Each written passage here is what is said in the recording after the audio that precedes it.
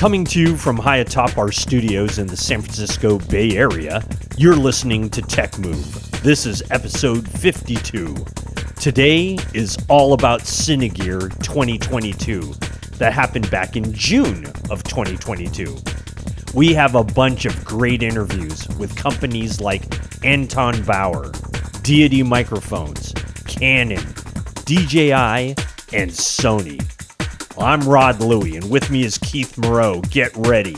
It's time for another exciting episode of TechMove. Let's go!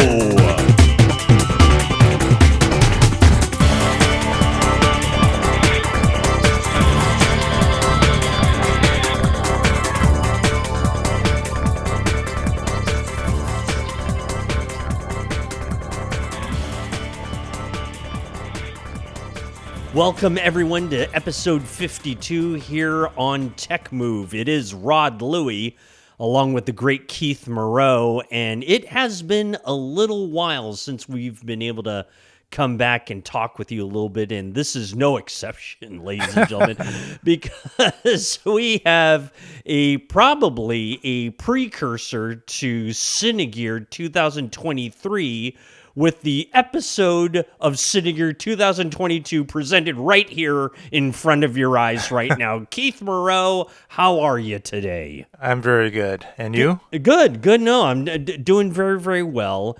And just because of schedules and stuff like that, we are finally getting to our Cinegear 2022 extravaganza, which is going to be pretty exciting. We have a lot of great interviews. Keith, you were very busy at Cinegear, which actually was really the first time in 2 years or something like that.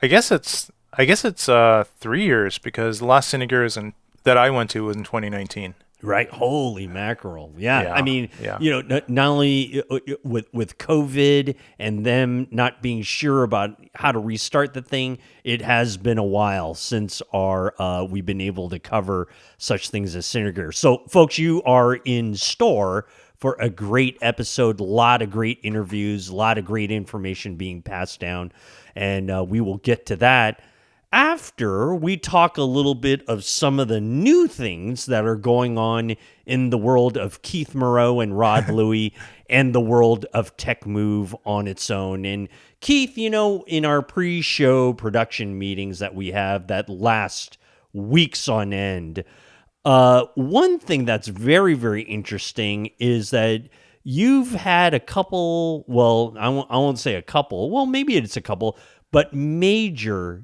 DIY projects at your personal home outside of our luxury studios that we record TechMove, but at your own personal residence, which we won't tell the listening audience where that is. But there's been a lot of stuff. You've been swinging the hammer over there, haven't you? If you can say a hammer is a hard drive, yes. Yeah. I've been swinging hard drives. I mean, really getting some of those, all your hard drives to work sometimes requires a hammer, though, doesn't it? Especially when you get frustrated. Right, and they're so filled with data that it just clouds everything up. So, Keith, share with us a little. Share with our fine audience who's waiting on pins and needles about what's going on in the technology world of Keith Moreau. Okay, so in order for me to get the fastest speeds of access, online access to all these recordings and all these files that I continually produce, I usually use RAIDs, and a couple RAIDs I've gotten have been they're pretty fairly inexpensive for what they are. They're called Thunder Bays, and they're made by OWC, and they actually they're 8-bay enclosures, but they're not RAIDs on their own. They just present 8 individual drives to the computer. So if you just put these drives in without software and you launched disk utility on the Mac, you would see just 8 individual drives. Okay, but I also have this additional piece of software called SoftRAID, which has been around forever, and it actually uses the Mac OS and the Mac to actually RAID in different configurations, RAID all those 8 drives together. And I've actually used it on other enclosures, not just 8 drive enclosures. I've used it on 4, 5, 2 drive enclosures. I use it all the time. So I have a couple pro licenses for it. And it's not free software. I think it costs about 150, $200 or something, but it's worth it. Now, is this still a NAS server? No, it's not. It's technically not. No, it's actually just called DAS, direct attached storage. So it's just connected to the computer, just directly to the computer. Because a NAS is great, especially if you have multiple people working on the same hard drive over a network in a local office or something. Like, for example, a production company might have several people working on the same files. And it's great to have a NAS for that because they can just, instead of having all the drives connected directly to the computer, they just use a very fast network connection to get to the drives. I think you have a network drive, right? That's correct. Exactly. Yeah. Yep. Yeah. And so if I was over there, I could connect to your network and we could both use the same drive. Yep. But I have something like that, but I don't need that because I'm just one person working on these drives. If I had multiple people here, or if I worked in collaboration in office or something, I might have a NAS, but I don't have that because NASs are not necessarily that fast. They only can go to 10 gigabits per second. So which I painfully know. Yeah. So even 10 gigabytes is pretty fast. Yep. But it's also expensive. I can't get anywhere near close to that. So yeah. So the new Mac Studio has a 10 gigabit Ethernet connection, so it's built in. But normally you have to buy an extra interface for that, and you have to buy special switches and things like that. So I actually have all that stuff, but I don't really use it. So I just have this direct attached Thunderbolt because Thunderbolt's super fast. It goes up to 40 gigabits per second. So anyway, as I've been building these 8-bay drives, they're pretty big and heavy. Imagine 8 drives all in one enclosure. So they're like 30 to 50 pounds or something each. They're just very solid. And if you have all these drives in there, depending on the quietness or noise of the drive, they can actually get kind of noisy, especially when they're accessing. All the fans going too, right? Yeah, they got the fans going. All the things are whirring because they're still talking about spinning discs, and so I actually have like 4 or 5 drives under my desk, which is still a lot quieter than having them on your desk. But after a while, when I had all these drives running, it was starting to get really noisy in my editing studio. Like it was definitely this kind of low level, like hissing and accessing sounds and all kinds of sounds. Right, sure. Yeah, and then when I added another drive, it's the biggest drive I've ever created. I think it's 140 terabytes. I got the biggest. Yeah, I got the biggest hard drives I could get, which are, I think, 18 terabyte drives. Yeah. Okay. And these are all the old spinning kind too, yeah, right? The old spinning kind, because if you got 18 terabytes of SSDs, that would be a fortune. Right. So yeah. But when you RAID them all together, you can get really fast access out of these. Like maybe 1,500 gigabits per second, or something pretty fast. Okay. Or 1,500 gigabytes per second. So they can get really fast when you RAID all these spinning drives together, and the access is pretty good too. So, but the problem is that when you have 18 terabyte drives in an enclosure, it gets really loud. Yeah. And also when they access, they're all accessing at once to grab this data off the drive and merge it together. Right. And so those accessing sounds get really loud.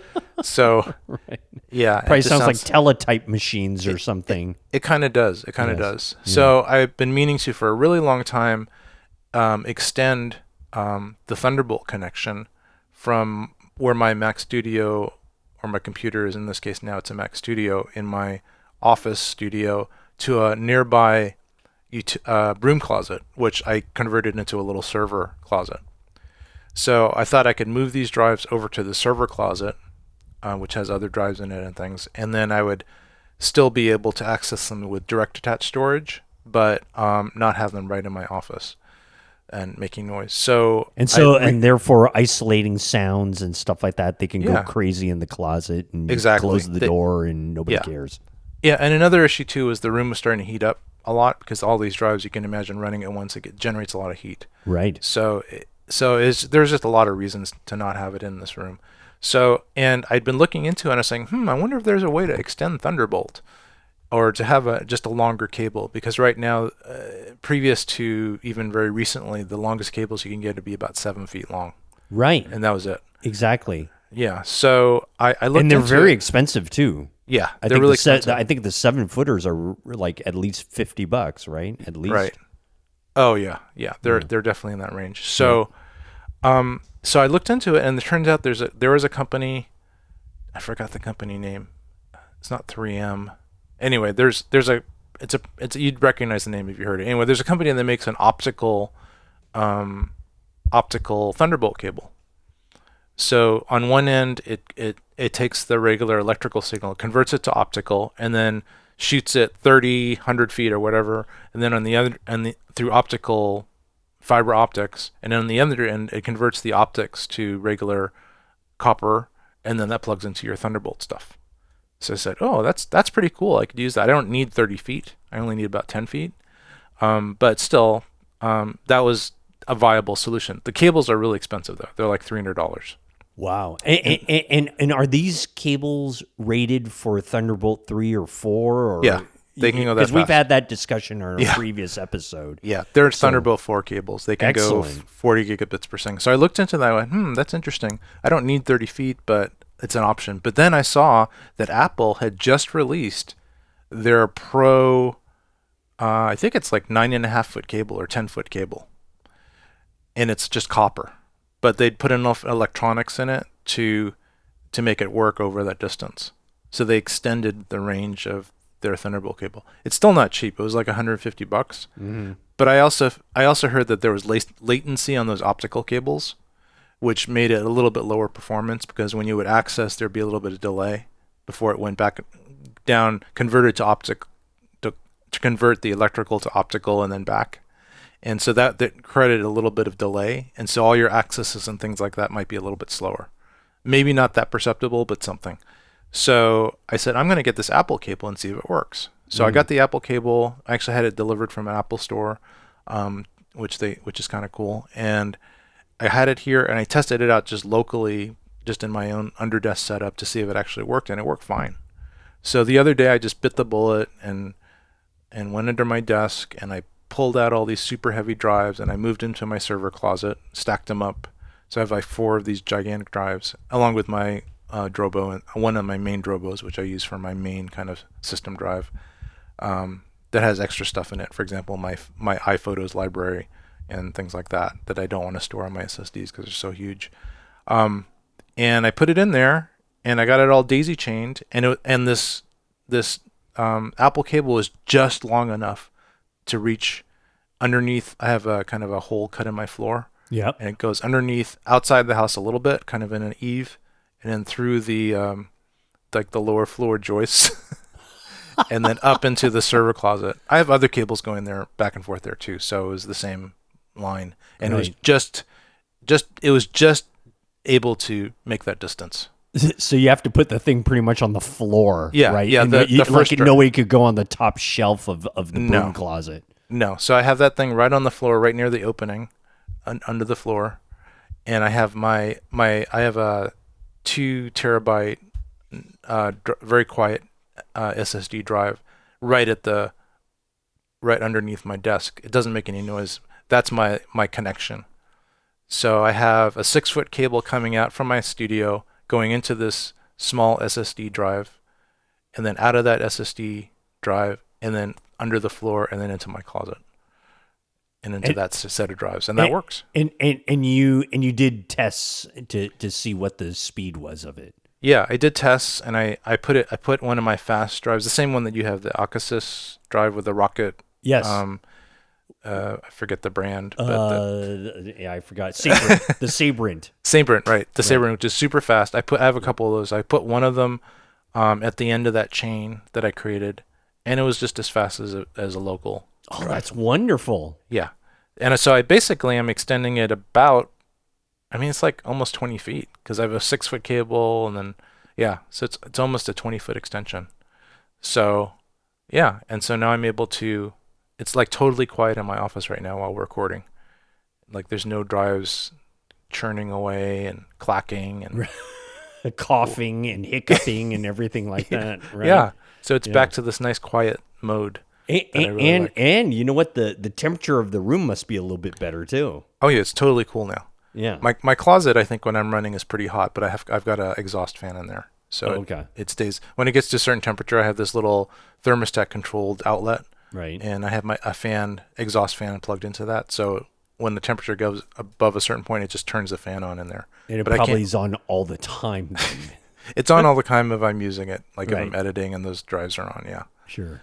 yeah. So that's my solution. That's pretty neat. I like Yeah, it. yeah. Okay, so let me go another direction here because, I've been to the studio several times, and in that broom closet used to be your collection of Drobo, what I used to consider NAS drives there. I mean, literally, Keith, you had about like 6 of them, 6 4-bay drives in there or something like that, right? Yeah, yeah. 6 to 8 drives. Yeah. 6 to 8 drives, and and they were all accessible and stuff like that. What happened to those guys? Did you throw them away? Did you did you pack them up and send them off to Siberia? What did you do? Well, I had this going for quite some time, several years, because I needed those drives were basically backup drives. They were not drives that I needed to have online all the time. They're Drobo, so they're not that fast, but they're very reliable. And I had them on all the time because I would, when I shot stuff, I would copy material to several of the drives, and I'd need to have that online rather than going over there and turning them all on and then going through that procedure. And I also had a Mac laptop, like a MacBook, set up as kind of the server. Yeah. So, and I was able to use software to access that Mac. So it was kind of a NAS, basically. I was able to mount the drives and back them up that way and do stuff like that. But I realized that I was wasting a lot of power because I had these things all on all the time, and really all I was using them was for backup. And then as stuff got older and older, I didn't really need to access those drives. I didn't need to have them online all the time. So after a while, I started shutting some of them down, and I had some up and some down. And then I realized, I only back up, when I first go do a shoot, and then I just do an immediate backup, and then I don't need to have that backup drive accessible after that. So I got used to just turning on my backup drives, Yeah. doing the backup, and then when it was done, like the next day, just turn them off until the next shoot or something like that. So I didn't really need to use all that power. When I did my solar power system in my house, which I did over the last couple of years, I started becoming very conscious of how much power I was using in the house. Yes. And just also because ecologically and everything, it's not great to just waste power all the time. So it started becoming part of my consciousness not to have this stuff running all the time if it wasn't necessary. And since I had all these monitors and things to see how much I was actually using, I became much more aware of it and saying, wow, this is drawing like 2,000 watts continuously. I don't think I need to do that. So, which is really amazing because, like, again, you had at least 4 to 8 of these boxes in this closet, just running all the time. So they're as you and I speak right now, they are not on. No, they're not on. In fact, I moved them. It's kind of a long story, but basically, I had these fairly old OWC drives, which are RAIDs, which are 4-disc enclosures. Yep. And they're fairly fast for that era. The technology's over 10 years old, I think. But at the era, they were pretty fast, like 150 megabytes per second speed, maybe, which is not bad, but it's still not fast enough necessarily for the modern footage. Yep. And then this one last big project I did when I was using these drives, they started kind of semi-failing, and they were just really slow compared to what I really could use. So I decided to kind of retire them. So right now I've transferred all that data, that gigantic drive that I just got, the 140 terabyte drive I just talked about. Correct. A lot of those drives, like all 6 of those drives, that data now fits on like a third of this gigantic 140 terabyte drive, and it's a way faster. So I spent a couple weeks copying the data off from these drives onto this gigantic Thunderbolt drive. So it is now handy to you, but it's not running off the Drobos. It's off the much nicer, faster Thunderbolt system. That's right. And now I'm using my original OWC fast drives as backup. Nice. And I have 6 of my Drobos as like a third backup, but they're just under my desk stacked up. And you'll only turn them on if you really think, I should really back this up. I'm not going to need to access it very often, so I'll put it on here. Actually, those are just archives now. I don't even need to have anything backed up to those Drobos. So all my Drobos are all filled up with what they're going to have. They can't fit anymore. So those Drobos are basically the archive now, the museum pieces. Keith, how in the world do you keep tabs of what you've got on these drives? I've got like a couple of spare drives sitting around in a box right now, and I have no idea what's on them. Actually, I do kind of know what's on them, but it's like, the thought of accessing them again is just too painful. And what makes you keep all these what has to be dozens and dozens of drives around the house? Well, these enclosures hold quite a bit. They're 16 terabytes each, or around which is there. a ton. Which is still a ton of space. Yeah, and they're kind of chronological. So, like for example, drive number 1 is the oldest stuff. It's like 10 to 15 years old. Right. And then it just gets newer and newer and newer. So as time goes by, I don't really need to access the old one unless I'm doing like a project that needs that really old stuff, which isn't too often. So I don't really wind up. All I know is that if I need to access those drives, I have them available almost immediately. If I need to, because I can kind of identify them by the dates. So I kind of know, well, the newer stuff I'm going to keep on the. And you identify those dates because you got to fire up the drives themselves to find out what the file date is? It's mostly just from memory. I kind of know, okay, these earlier drives are like from 2010. These later drives are from like 2017. I might, and the thing is, I have all this stuff immediately online if I need it. Right. So all I need to do is turn on a couple of these gigantic Thunderbolt RAID boxes, and I'll have access to pretty much all my data. And if I need to do a search, I just do a spotlight search. Yeah. Or I can just go through the Finder and just look at the folder names, because all the folders are named with dates. I find the Finder to be so unreliable, but then again, it's probably me and the way I'm using it. But it's pretty good if your Spotlight index is intact. Sometimes they get corrupted and you have to redo them. Right. So you just go into the Spotlight control panel and you click on privacy and then unclick on privacy, and it'll regenerate the database for that drive. It takes a while because it has to go through all the files and populate the database again. But then after that, it's pretty reliable. Okay. So you just do a search for, and I usually name the folders with the subject matter. So it's kind of like I use the Finder naming as a database. I have the date in there, the subject matter, and then the camera that I used. And so that if I know an event occurred on some particular date, then I just put the date in, and then all the folders come up in the Spotlight search with that date. And then some of them might be different things, but most likely I don't shoot too many things on the same day. So I'll just have all the folders, all the media for that particular date all listed, and then I can drag them into my editor to create a sequence. Yeah, it's pretty nice. Yeah, so it works pretty well. It's actually pretty efficient. Yeah. So not bad. yeah, Not bad. so it is the data management thing, and just biting the bullet to buy these gigantic Thunderbolt drives is kind of the way to go, because then you can it's just more efficient, and you don't have to have all these different drives all over the place. It's just almost all in just one spot. And then I have everything backed up to Backblaze. So Backblaze has now like 200 terabytes of stuff on it. That's so great. They're like going, we got to get rid of this guy. Oh my gosh, that's so great. He's losing us money. That is great. Oh my gracious. Well, good for you. No, I think that's absolutely terrific. Good, good, good.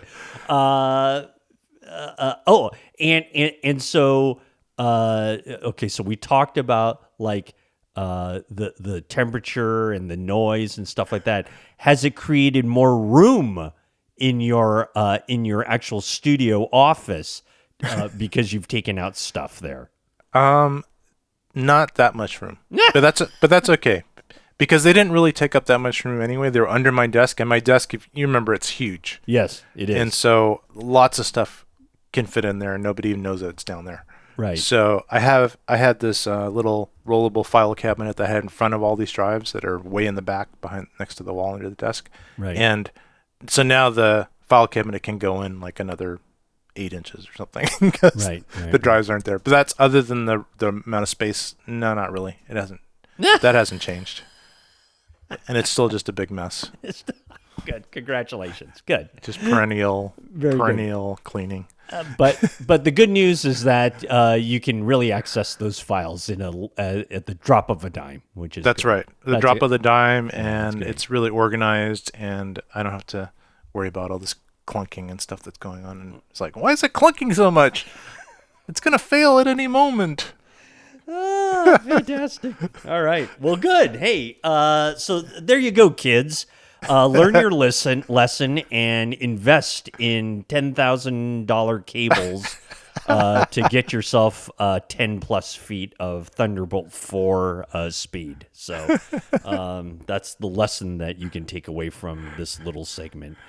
Keith, let's do this. Let's take a little bit of a break, and let's come back with the start of our Cinegear 2022 special episode, and we'll talk a lot about what's going on with Cinegear. How's that? Yep, sounds good. Fantastic. Okay, stay tuned, ladies and gentlemen. We'll come back more with Cinegear right here on TechMove.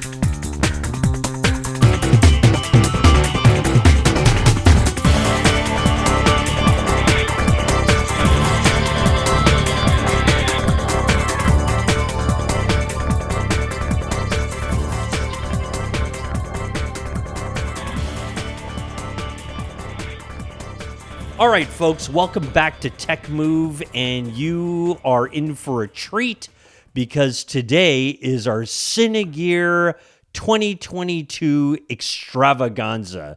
Now, the good news is that we've got some terrific interviews lined up for you. The great Keith Moreau was good enough to be able to get on his reporter's hat and get out there and just bust some butts and take names and get out there and get some interviews. The bad news is that this happened back in early June, and whenever you're listening to this, it could have happened just a short while ago, or it could have happened a long time ago. But never you mind, because the interviews are still fantastic. Keith, thank you so much for getting out there and exploring the expo. I believe that Cinegear happened June 9th through the 12th in LA, something like that. Is that correct? Yes. Yeah, at the, where's that? The LA Convention Center down in Los Angeles, California. That's right. Keith, it was your first time back at Cinegear in about, 2 or 3 years from what our calculations are. Yep. What were you expecting? What came to fruition? So here's the thing. Cinegear traditionally in the past, all the ones I went to, ending in 2019, were actually held at Paramount Studios in Hollywood. And it's basically just, it's kind of like Universal Studios if you ever do the back lot, except it's actually in the back lot. It's in where all the fake facades of streets and buildings and neighborhoods and things are. And it's pretty cool because you're actually in this studio and you get to see a lot of behind the scenes stuff of how things are done. And it's just a neat environment, and this Universal Studios has been around forever. Right. Well, so I was the day of, so I got to my Hollywood hotel Right. And it's actually the really nice hotel called the London West Hollywood Hotel, which we love, and we always go there, and it's just really nice. Right. And I do it because it's in Hollywood, so it's not that far. So anyway, I just pull up the maps of how to get to Cinegear and what Uber route I should take. I actually drove, so I was going to drive there, and so I was looking at parking. So I drove to LA this year. I've driven to LA quite a bit recently. Right. And I was saying, why isn't it showing up on the Cinegear site? Why is it saying it's at the LA Convention Center and not at Paramount Studios?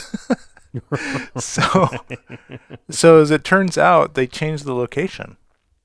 Oh, they did? Yeah, from Paramount Studios to the LA Convention Center.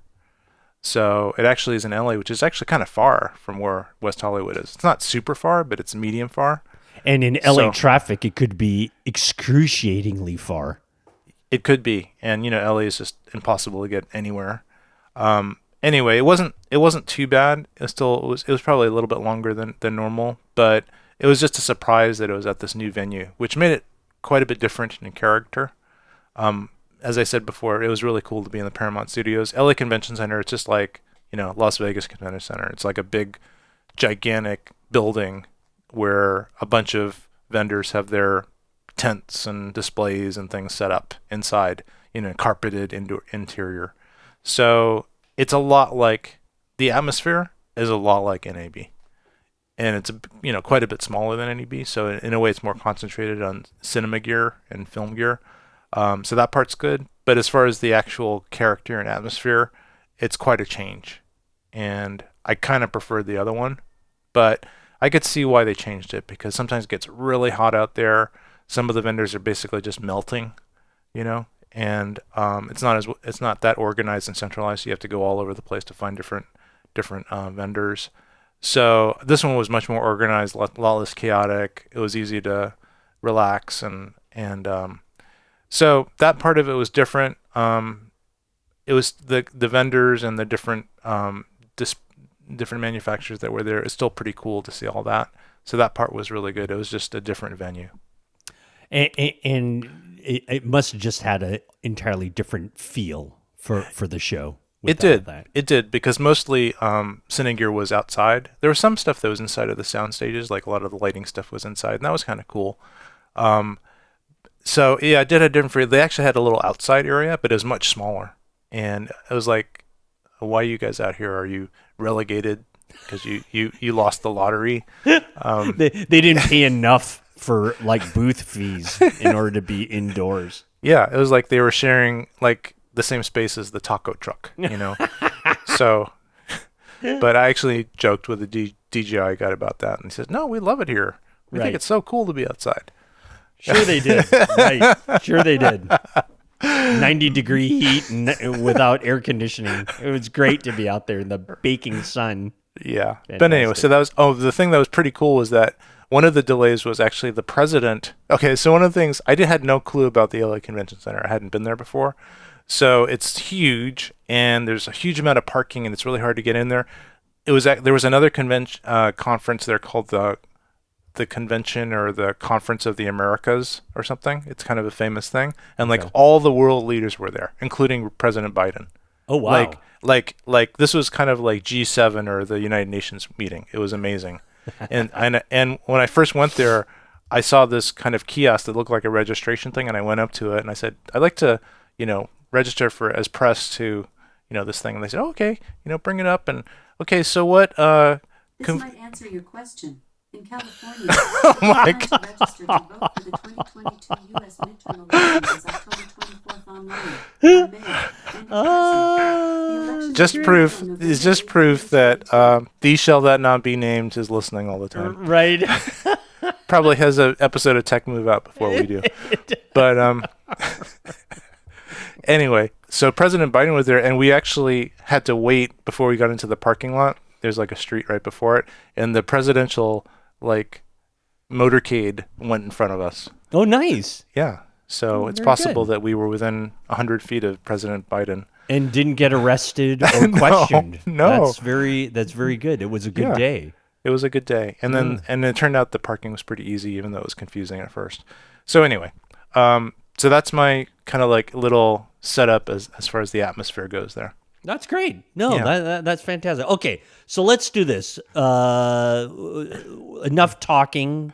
Let's get to the interviews because these are kind of the more exciting things that are going on here, Okay. especially with what you were able to capture. So let's do this. We're going to take a break and then we're going to come back and we're going to introduce you to some of our special guests. We've got folks from Canon, DJI, Sony, a couple other things going on. Folks, you're in for a treat where we cover Cinegear 2022 with Keith Moreau and everybody else that's involved there. So you'll hear it here first. Well, now second because it's so delayed. But nonetheless, it's still great interviews. So stick around, and we'll come back with more here on TechMove.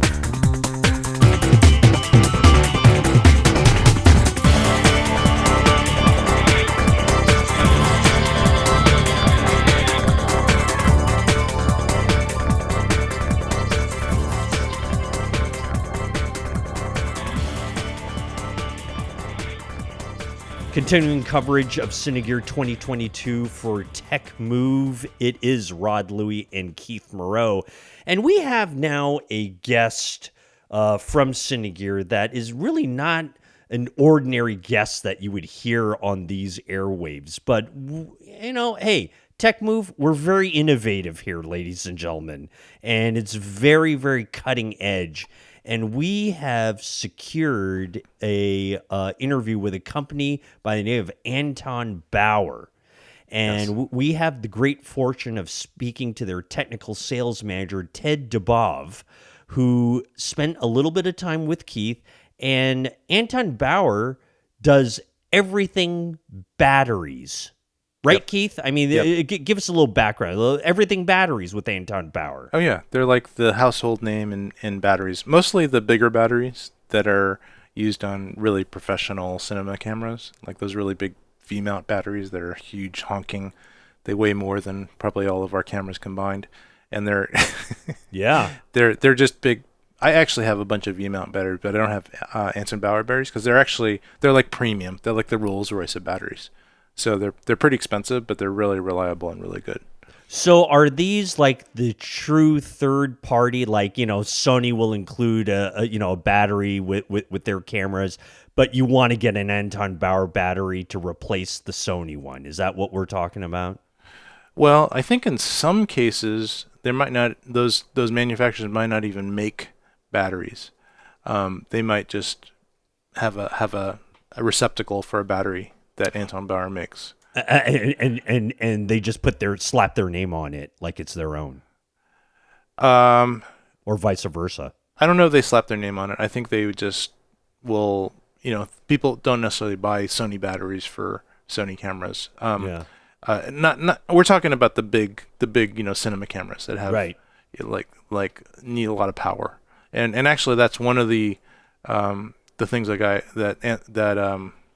Ted. Ted. Right? Doubov. Ted Doubov was talking about. He was talking about this new 24 volt battery. Don't say anything. Let's let him talk about it, and then we'll come back and talk about how juiced up we are from their big batteries that they got. So let's do that. Okay. Hold on to that comment, Keith. We'll come right back. Here is Keith Moreau and Ted Doubov with Anton Bauer from our Cinegear floor 2022, and they're talking to TechMove. A lot easier than a gigantic camera system. So is it actually recording? Counting down? Okay. Ted of Doubov.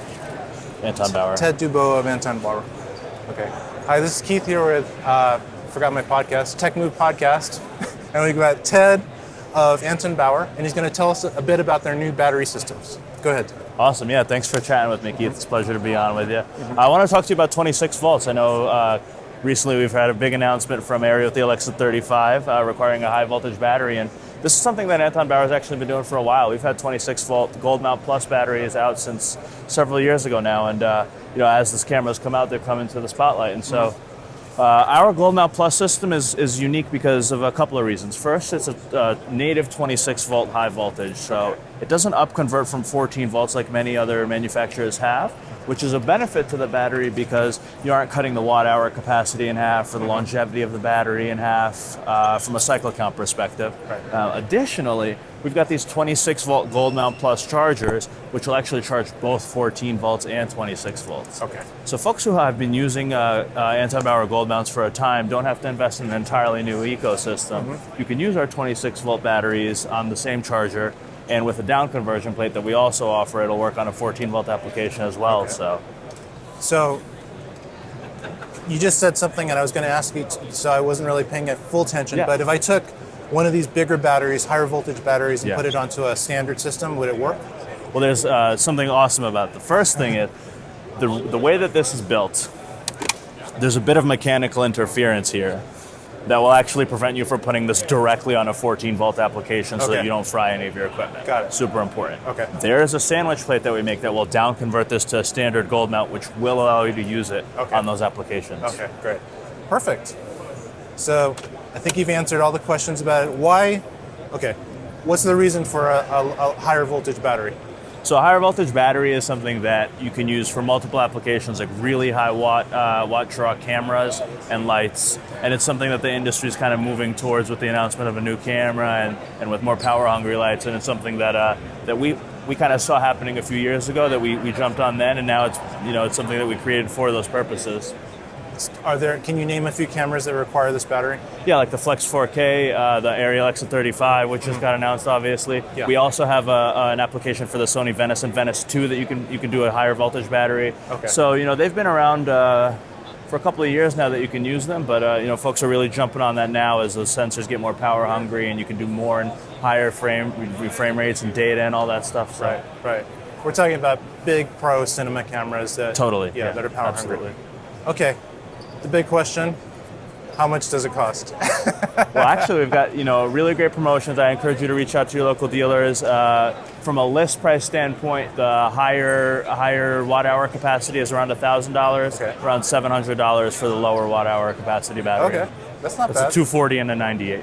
That's not bad for the cinematography industry. That's a pretty good deal. Yeah, absolutely. Yeah. Okay, well, thank you so much. I really appreciate it. It's a pleasure. Thanks for your time. Okay, take care. Keith Merrill, TechMove.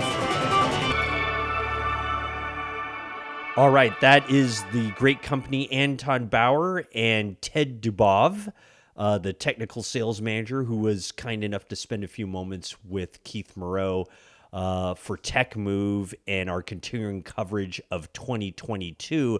I am Rod Louie, and Keith, when you were talking to Ted,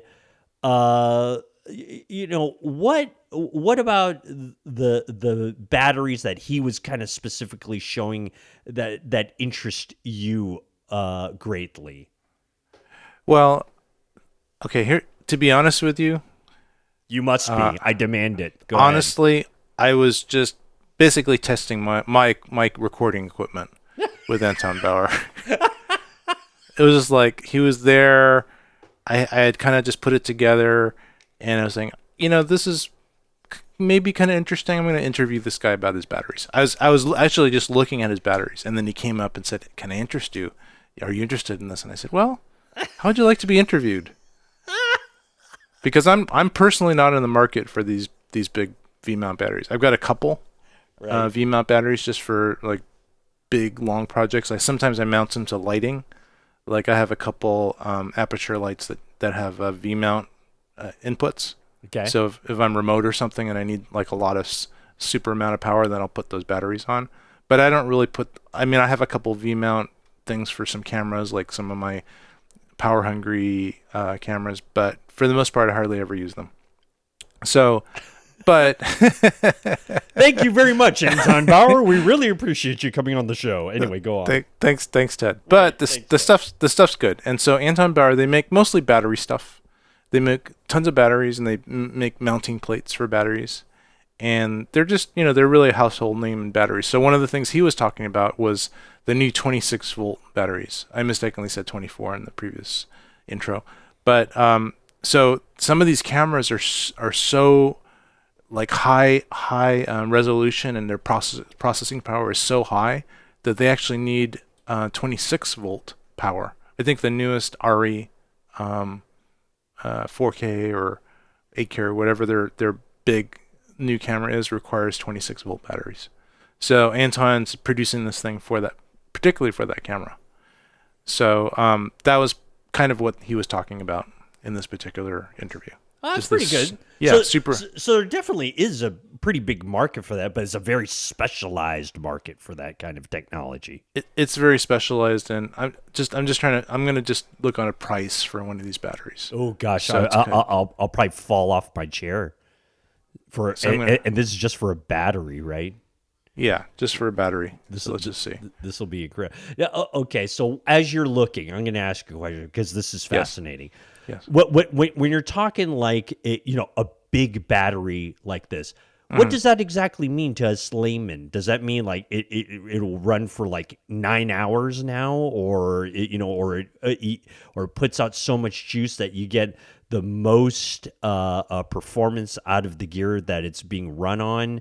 What is that performance so great with these batteries versus like something else? Yeah. So if you just have a camcorder, the smaller ones that we have. Yeah. Although I have a couple Ursas that require these big batteries, but I have adapters so I can use smaller batteries. Anyway, those batteries are small, and they'll Yes. power. But the thing is, the cameras are small and they're pretty power efficient, so they don't really draw a huge amount of battery. But if you have a setup that you really don't want to deal with replacing batteries all the time, or you have multiple things on your camera, like a monitor that might be power hungry, or other devices that take power inputs that are required, then this one big battery can power your camera and all the other accessories you have on it.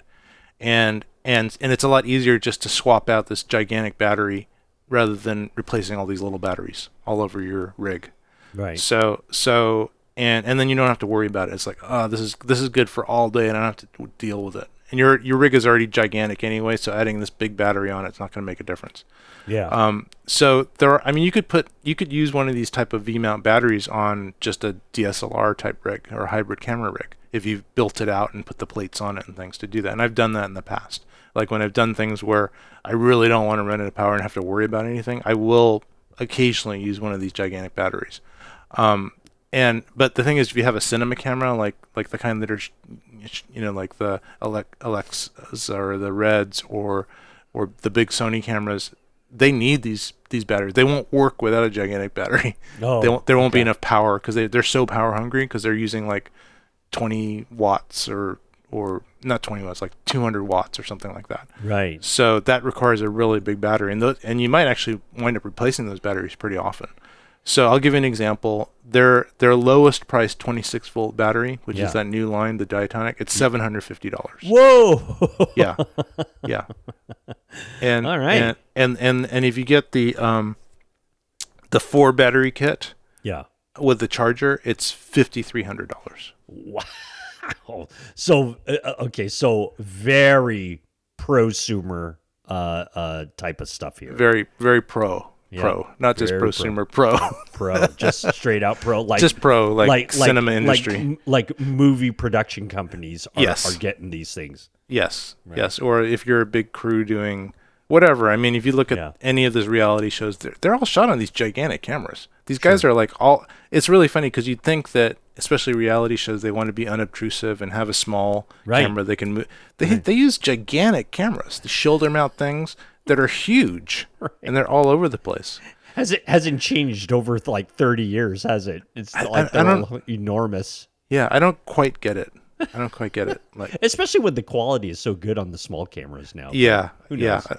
yeah. I guess it's just easier, and I guess part of it is just the weight, because it's big and heavy. It's a little bit smoother instead of being all jiggly. But there's all kinds of ways to counteract that. But anyway, Definitely. that's a different discussion. Yeah. All right. Well, hey, that's Ted Doubov from Anton Bauer. And thanks for spending a few moments with us. We really appreciate it. And Keith, thank you very much for that one. And we will take another quick break and come back with another interview from the floor of Cinegear 2022 right here on TechMove.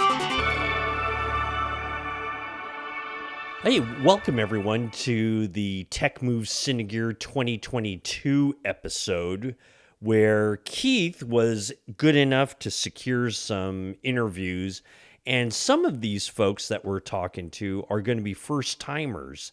And I'm going to think that this first one that we talked to, well, I don't know, it kind of depends on what we decide in the post-production of what's the first interview. But anyway, let me just throw this out there. Sony Corporation, Keith. Very interesting that you were able to get somebody from Sony, and who we're going to talk to is Mr. Gabriel Johnson, who's the Senior Product Marketing Manager for a product called the AirPeak S1. Keith, give me a little rundown of what this is and what it is that interests you about talking to Gabriel. Sony's booth is chock full of different kinds of stuff. Although, from my point of view, just what I'm interested in, the rest of the stuff that they have has been out for a while. And this particular product is pretty new. It's actually their first consumer drone foray, and it's a big drone. You know, it's not as big as some of the gigantic ones that you see holding up like Red cameras and stuff, but it's not small. And it has some interface with iPads, and I believe it only works on iPads, and it has interfaces with Sony cameras, and some of the digital SLR hybrid type cameras. So I just thought it'd be kind of interesting, since I knew nothing about it, and it looked kind of cool to talk to somebody about that one. It sounds neat. I mean, like, I think you're right. You know, hey, of course, I've had a little bit advance notice on what the interview was like. Yeah. You know what? Let's listen to the interview first, Keith, and then we'll come back and we'll talk about the product itself, because I think it's very interesting. It's something we should really dig into a little bit. Okay. So let's do this. Let's run this interview. So, ladies and gentlemen, this is Gabriel Johnson, who's the Senior Product Marketing Manager for AirPeak S1, and he's with Sony. And he's good enough to talk to our very own Keith Moreau during his visit at Cinegear 2022, and all this for TechMove. Hi, this is Keith Moreau from TechMove. We're here with Gabriel of Sony, and he's what's your position, Gabriel? Senior Product Marketing Manager. For the AirPeak product, which is Sony's first drone? Our first drone, yes. Okay. Take it away, and I'll be asking you questions. This is the AirPeak S1. This is Sony's first drone, and it's the world's smallest and lightest drone capable of carrying alpha full-frame mirrorless cameras, and also controlling them too, which is a big aspect of this aircraft. You've got the ability to control a lot of manual functions that you would control right in the alpha, that a lot of alpha users are used to controlling, from your different focus modes, your shutter speed, white balance, ISO, shooting modes. All of that you're able to do right on the iPad here in our proprietary app. This is AirPeak Flight. So we designed this specifically for use with AirPeak. You get a live feed from the drone. You also get a live feed from the camera. So now, I noticed there's an iPad here, so explain to me about how the iPad interfaces with this controller, which I assume, okay, so let's backtrack a little bit. You get the AirPeak drone. Yep. You get this controller. Yep. So that's part of this initial package you got. Exactly, yeah. Okay. So the base package for the S1 here comes with the drone itself, comes with 4 props, 2 batteries, the controller, and a charger. Okay. Yeah. And then the gimbal and cameras you buy separately. Okay. So, the gimbal is actually separate. That is a separate. Okay, and the add-on, gimbal. Okay, and the gimbal, but there's only one gimbal. There's only one gimbal. Yeah, Okay. we have the T3 from Grimsey here. This has been specifically designed for AirPeak. Okay. So it's got special connections to allow you to connect to Alpha and get more control here, and also get a video feed through USB as opposed to HDMI. Okay. And so this is a certain brand of gimbal. It's not a Sony gimbal, It's or not a Sony gimbal. Okay, but there are other brands as well. This is the only one available right now. Okay. that Okay. We officially certify for use on the AirPeak. So when we buy this AirPeak, do we have to then go to some a dealer for this particular gimbal? We actually sell it. Okay. It's kind of strange, but no, we do sell it. But it's made by Grimsey, so it's Okay. Yeah, so we're the distributor of that, but Grimsey makes it and services it. Okay. So and if we wanted to, can we use this for other applications, or is it just designed to work with your system? It's just designed to work with our system, especially based on all the connections. Okay, great. Okay, so now we have this iPad and we have this controller. How does the iPad interface with the controller? Is there a lightning port, or how does it connect? So you're able to talk to from the iPad to the remote using USB. So there's a port here right on the back. You can see there where you would plug in, and that allows you to connect your iPad to the controller, and the controller can talk to the drone. That's great. So, got a question. Sure. There's obviously some other competitors that have produced something similar to this. Yep. They're all over the place. Some are probably going out of business, and some are flourishing. So, what's the reason for Sony's entry into this system? So kind of our intent with this is really just to provide our creators an opportunity to take their craft to the air. Okay. Right? So, we make great cameras and want to give people the opportunity to take those cameras and use them in a new way. And so that was kind of the birth of AirPeak, was how do we allow creators to do more of what they do and give them a new playground. How long has Sony been developing this product? It's been in development for a little while. Exact timeline I don't have, but it's been at least a couple years. Okay. We've been working on it. Okay. Yeah. So now I have a bunch of Sony cameras. I have a few E-mount lenses. I actually I have a couple of different brands of E-mount lenses as well, not Sony's. If I wanted to, would I be able to use a third-party Sony lens with this system with the Sony camera? And what limitations would I have? Yeah. So theoretically, yes, you could use other lenses on here. What you might run into, and this is kind of true, in general, a lot of ones are pretty compatible, but discompatibility of certain functions of it, maybe focus could be an issue for you. Right. You may not be able to use the touch focus option just Okay. because of the communication. So Okay. those are just things to be aware of not using the Sony products, is how functional certain aspects of it will be in use with the full system. So if I had for a different brand lens and it works pretty well on a camera, like say I had this, what is this? Oh, this is an Alpha. It's a 16 to 35G on there. Okay, and then the camera is That's an A1. A1. Okay, so I don't have this camera. This is a really nice camera, but I actually have a A7S III with a non-Sony lens, which I use all the time, very wide angle lens. Yep. It seems to work perfectly, in my opinion, with the touch focusing, face tracking, and all the different tracking modes that it has. Yeah. So, could I expect it to work pretty well with this setup?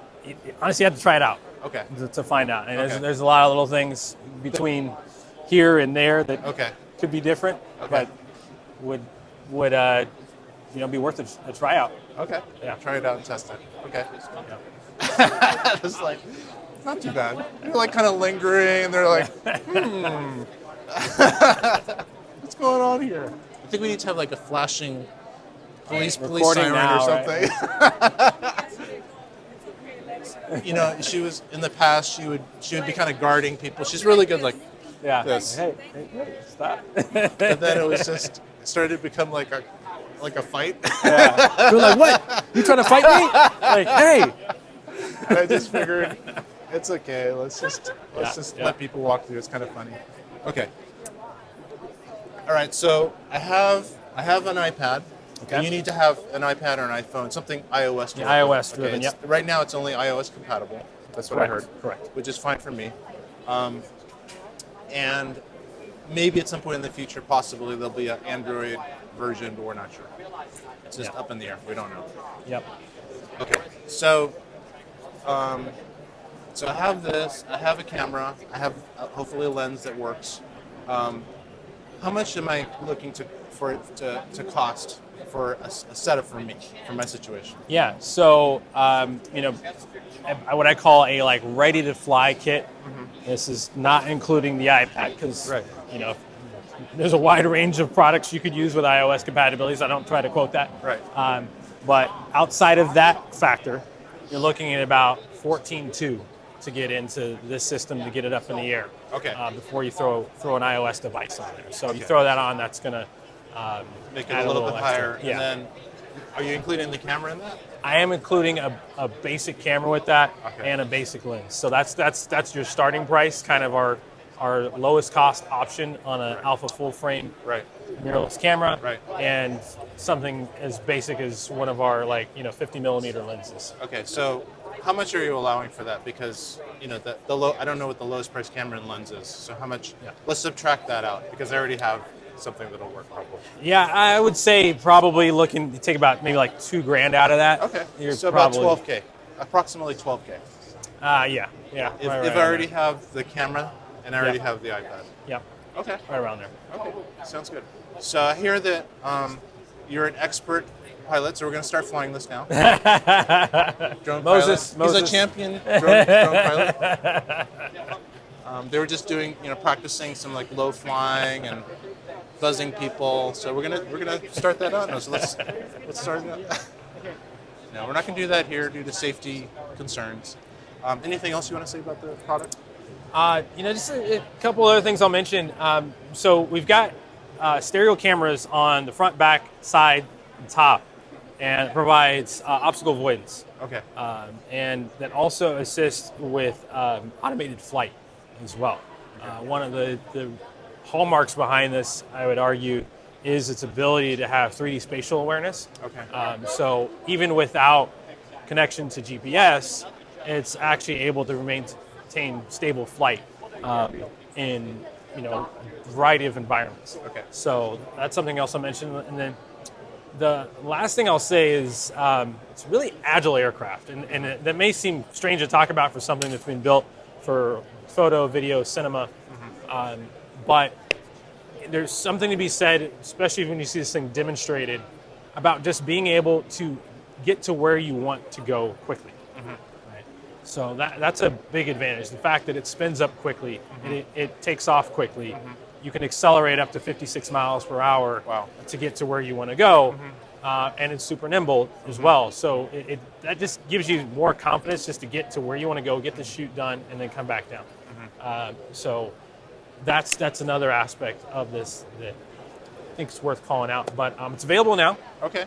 Great. You can find it at your favorite imaging specialty dealer or photo specialty dealer, and you can also get it from a drone specialist as well. Okay.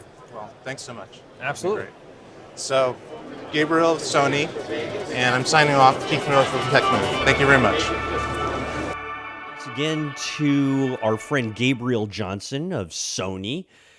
The AirPeak S1, Keith, very interesting. Their first foray into the drone business, it seems like. Yep. It's not small, that's for sure.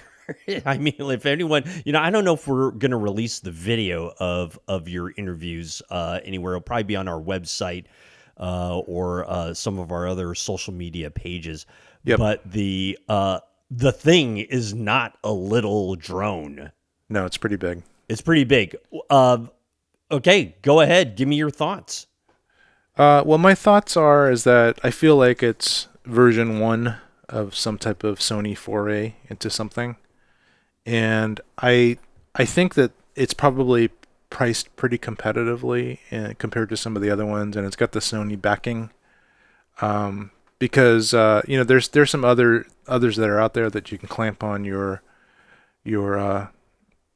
SLR to, but it's they are, I'm sure, very difficult to set up and very customized. It's kind of a specialty industry. Those big drones that carry big cinema cameras. Yeah, definitely. Yeah. So this one it's able to carry hybrid SLRs. They specialize in Sony. So for example, a really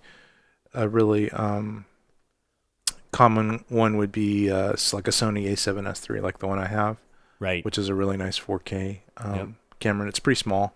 FX3, which is pretty much just the viewfinderless version of that. So I think it might even be a little bit lighter.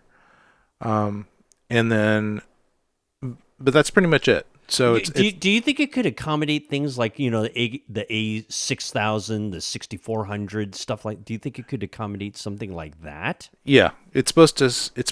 Yeah, those are even smaller. So, but I think the biggest ones you can get are probably like the A7 series. Yeah. That it can hold. You might be able to get something bigger, but it might be stretching it, and then it won't be as compatible. Like the controls and things might not be as compatible because it has this controller that you hold onto, and then you clip an iPad into it, and so you can actually manipulate the camera a little bit too.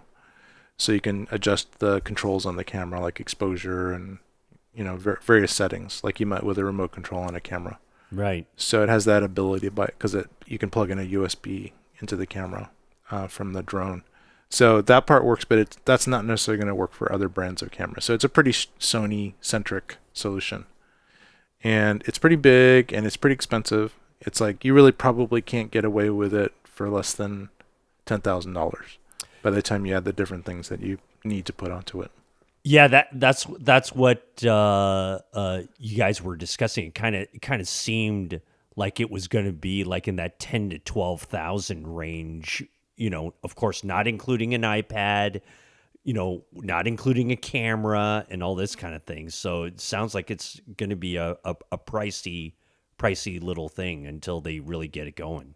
Yeah, it is. And the thing is like, is it really going to be that much better than some of these DJI models, which are getting pretty darn good? That's what I'm thinking, right? Yeah. So, for example, DJI has, they have their pretty high-end systems, and I'm just looking on a retailer just to see, and they're cameras that are pretty big. They're Micro Four Thirds or S35s, I think, some of them. Right. And they're like $3,000 or something for the camera part, and then the lenses and stuff. So by the time you get a camera and a gimbal and you get a drone, and it might be less than the Sony model, with the quality being pretty darn close. Yep. So and with your Sony A7, you're risking like $4,000 or so of camera, besides the cost of the drone. So you're talking, it gets up there. Yeah, it's up there. The drone's $10,000, and then another $3,000 to $4,000 probably for the camera. So now you're talking like $15,000.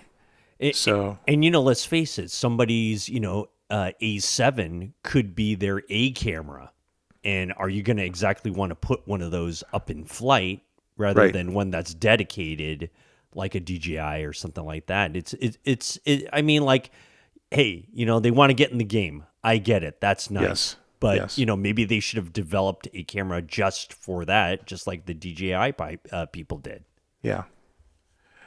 Yeah, I'm trying to find some compatible, like something that's similar, like the Inspire, for example. I just say DJI Inspire. I'm going to do a search. Yep. Yeah. I mean, look, very interesting. Really great. And, if anyone can pull this off, it's going to be Sony. Sony, they dabble in a little bit of everything. I'm surprised it doesn't have a built-in vacuum cleaner, right? So it's probably going to, this is, version 1. So it'll be very exciting, when it really comes out. And, we'll all be very interested to see what reviews are like, and maybe you'll even try one, and we'll get a feel for it. But it's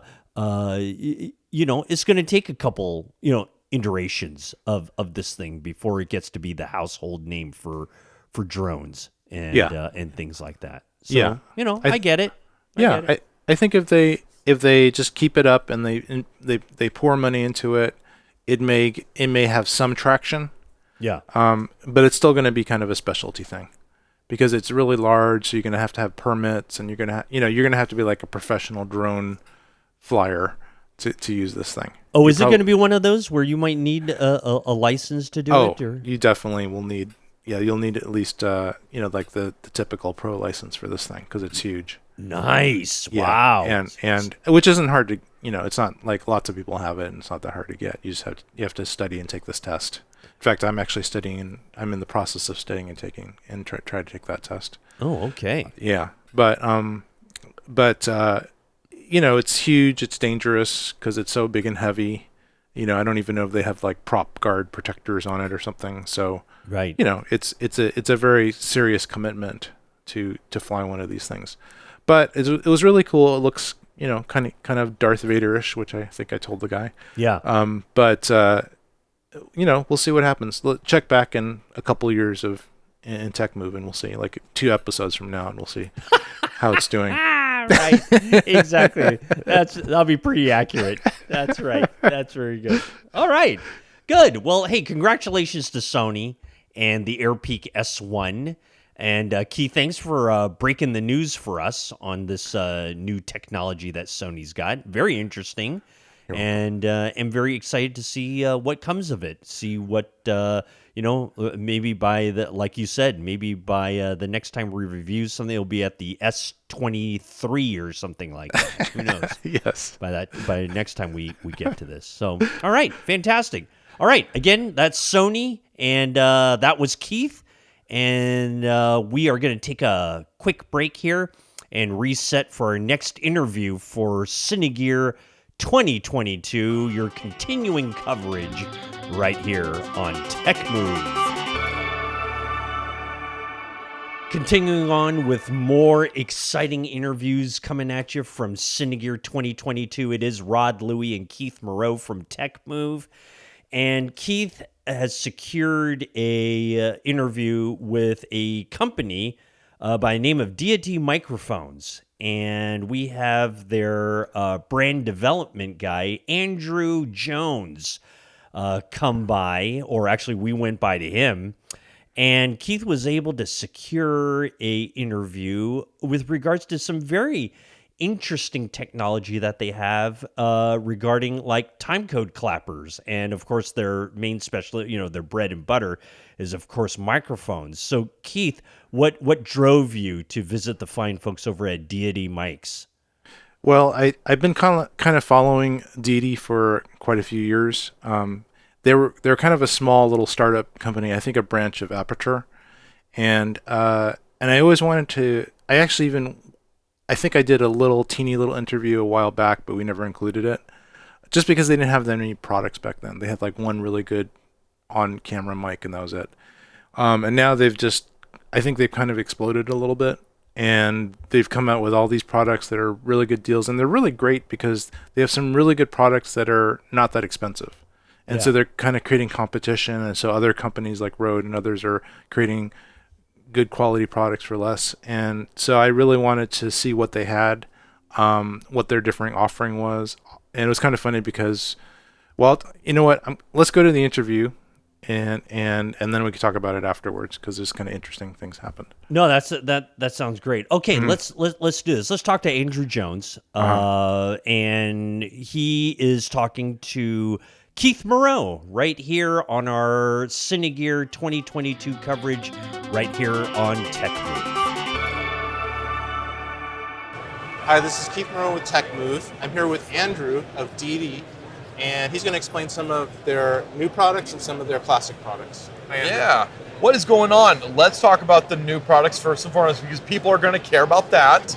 And that is our brand new Sidus audio ecosystem that's all about timecode. Okay. So the first thing is the TC SL1 timecode slate, world's cheapest timecode slate, also the world's first Bluetooth-enabled timecode slate. I'm going to pick it up here. Super lightweight, one-handed operation. Love that. And what's really nice is when you clap it, you can also display metadata on the front of the slate. So right now we're displaying C-Log 3. You can display whatever you want, up to 8 characters, 3 lines, plus U-bits as well as frame rates. It can sync up with multiple kinds of boxes, either via the Bluetooth app, which is our ecosystem, or if you have a timecode system from someone else, you could always go into this 5-pin timecode connector or this TRS connector.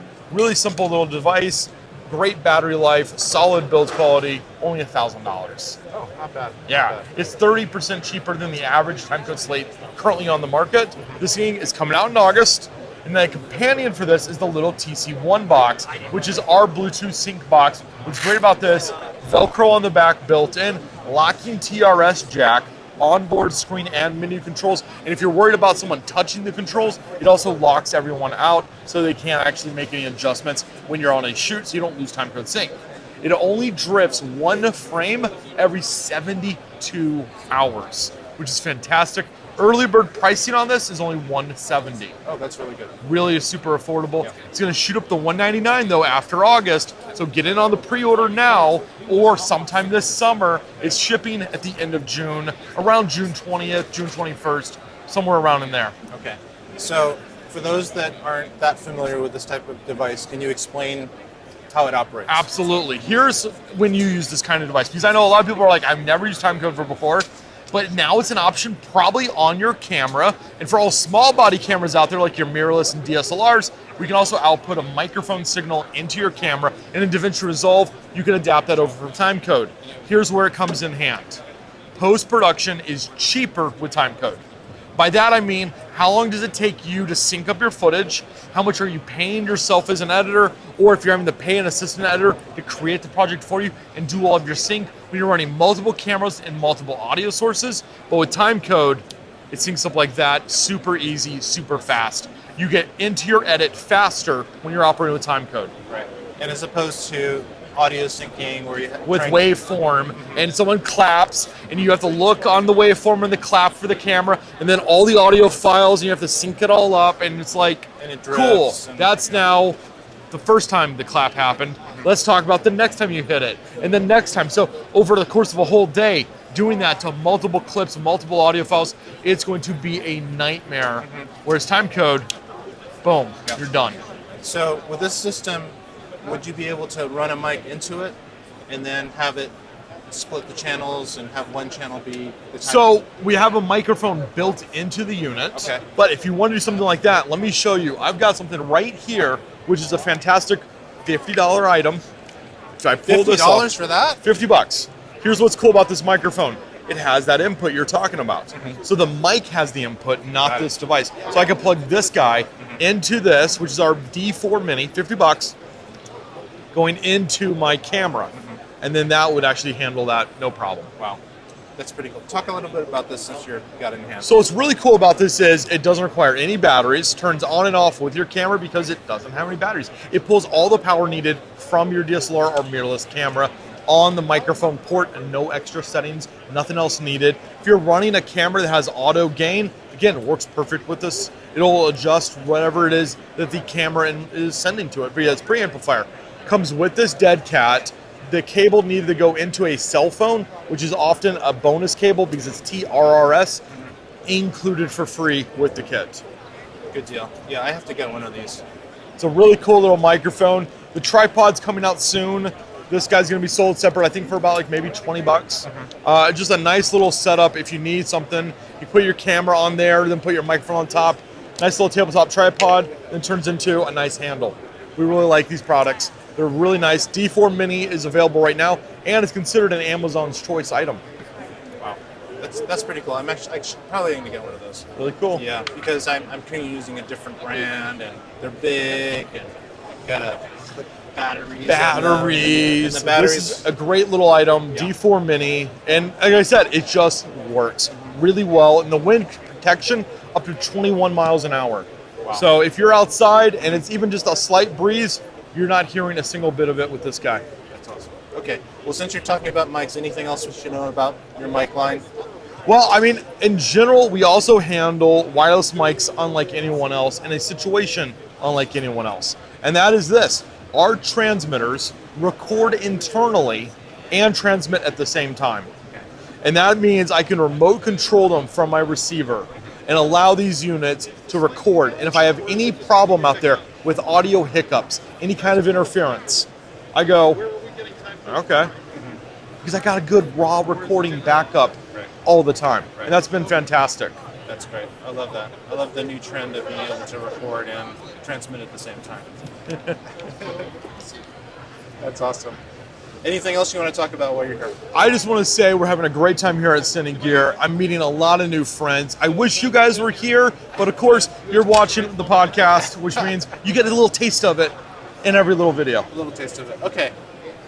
So, were you ever at the Paramount Studios? I version of was. this? Yeah. Tell me about because this is our first time in this venue. Tell us about your impressions about that. I'll tell you, at the LA Convention Center, one of the best things I like about this is the energy of the room. With Paramount, it's spread out. Right. Here, it's a condensed room full of hype energy. Right. And if you've never gone to Cine Gear, this is the show to come to. Okay. This is like the great one. It's pretty good. We were kind of, there's some character in the studios when we're over there, and it's kind of cool to be in that environment. But here, There's a lot of energy in the room. Easier to. It's so cool. It's so awesome. Like right here at our booth, we're showing off audio products. Right next door, gigantic 5 gigahertz transmitters for like airplanes and helicopters. And right across the hall right here is a techno crane that's like doing some crazy stuff. I mean, you don't get that anywhere else. Cine Gear is the show. Okay, so when we were trying to get you yesterday, it was funny because your colleague said, "Oh yeah, the expert, the guy that designs all this stuff, he's over there," and he didn't point to. Well, you were like 100 feet over there, but there was somebody else in the booth, and so she was saying that guy, but it was actually you over there, and this guy was going, "No, it's not me." So tell me about your background. You help design these things, or what? Yeah, so I do a lot of the product design for everything. We founded the company about 4 years ago. My background is a location sound mixer, working on films, working on TV shows, reality TV, corporate video for a very long time. And I took that experience, and when we started to make our own products, I took knowledge, knowing full well how I used products in the past or how I modified other people's products. When it came to developing these, I said, we got to do it the right way. We got to interact with the users, find out how they're using these products, and tailor them to the exact workflow that you guys are using out in the field. That's awesome. So I asked this of a lot of people that actually have experience in the production business. What's your worst disaster? My worst disaster. Oh, dude, this is easy.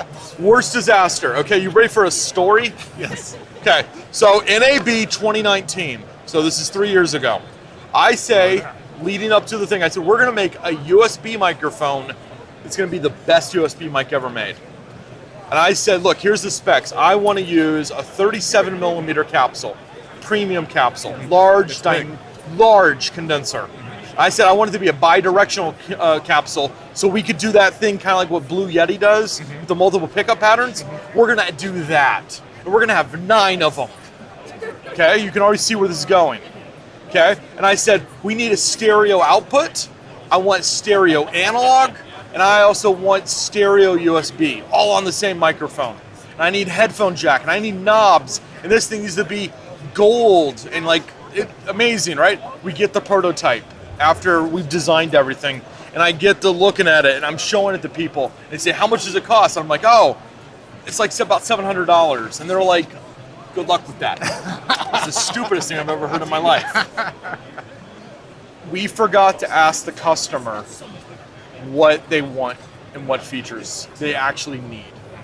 We forgot to ask the dealers and the customers how much is the market willing to spend on such a product. And they said, Andrew, it needs to be 100 to 150, 175, not $700. We were wrong in every single thing we did. We were so busy adding and making the best, we forgot to include the customer. And I showed it first day of NAB, second day of NAB, we still had it on the floor being shown off, but we weren't talking about it anymore. By the end of NAB, it was off the shelf, in a drawer, in a box. I've never shown anyone that product ever again in my life. It was only on display for about 48 hours. Wow. And never to be seen again. Wow. We messed up massively because we forgot to include the customer. And I think too sometimes, well, the customer for the USB and all that, they're definitely lower bracket. But you're also probably dealt with productions, movie productions or other things where the budgets are huge and everybody's used to overpaying for things. Can be. Yeah. I mean, you look at our timecode slate, we're $1,000. That is 35% cheaper than the average cost of a slate. Right. Somebody that uses a slate, that needs a slate, Is used to paying around $1,500 to $2,000. Yeah. yeah. So it's just interesting how there's just such a variety of pricing depending on who you're selling to.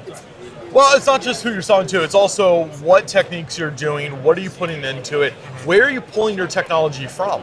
So these run on ARM-based CPUs. Right. ARM is used in a lot of devices. So by using technology from other fields and other industries and stealing the benefits of their development and bringing that to our industry, we can reduce our cost. Yeah. Well, you got some great products. I love this product. Yeah. It's amazing. I have something similar to this, different brand. I like yours because it has a display. And it's also a pretty good deal. This has been a fantastic interview. Love the products. Nice meeting you. And Good meeting you too, Keith. Hope to see you again in another show.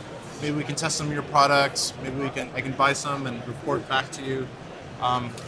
So thanks very much, Andrew. Awesome meeting you, Matt. Take care. Bye, you guys. I really like those timecode clappers. I mean, me as a amateur videographer, I probably won't ever need that kind of thing, but I could see you needing stuff like that. Yeah.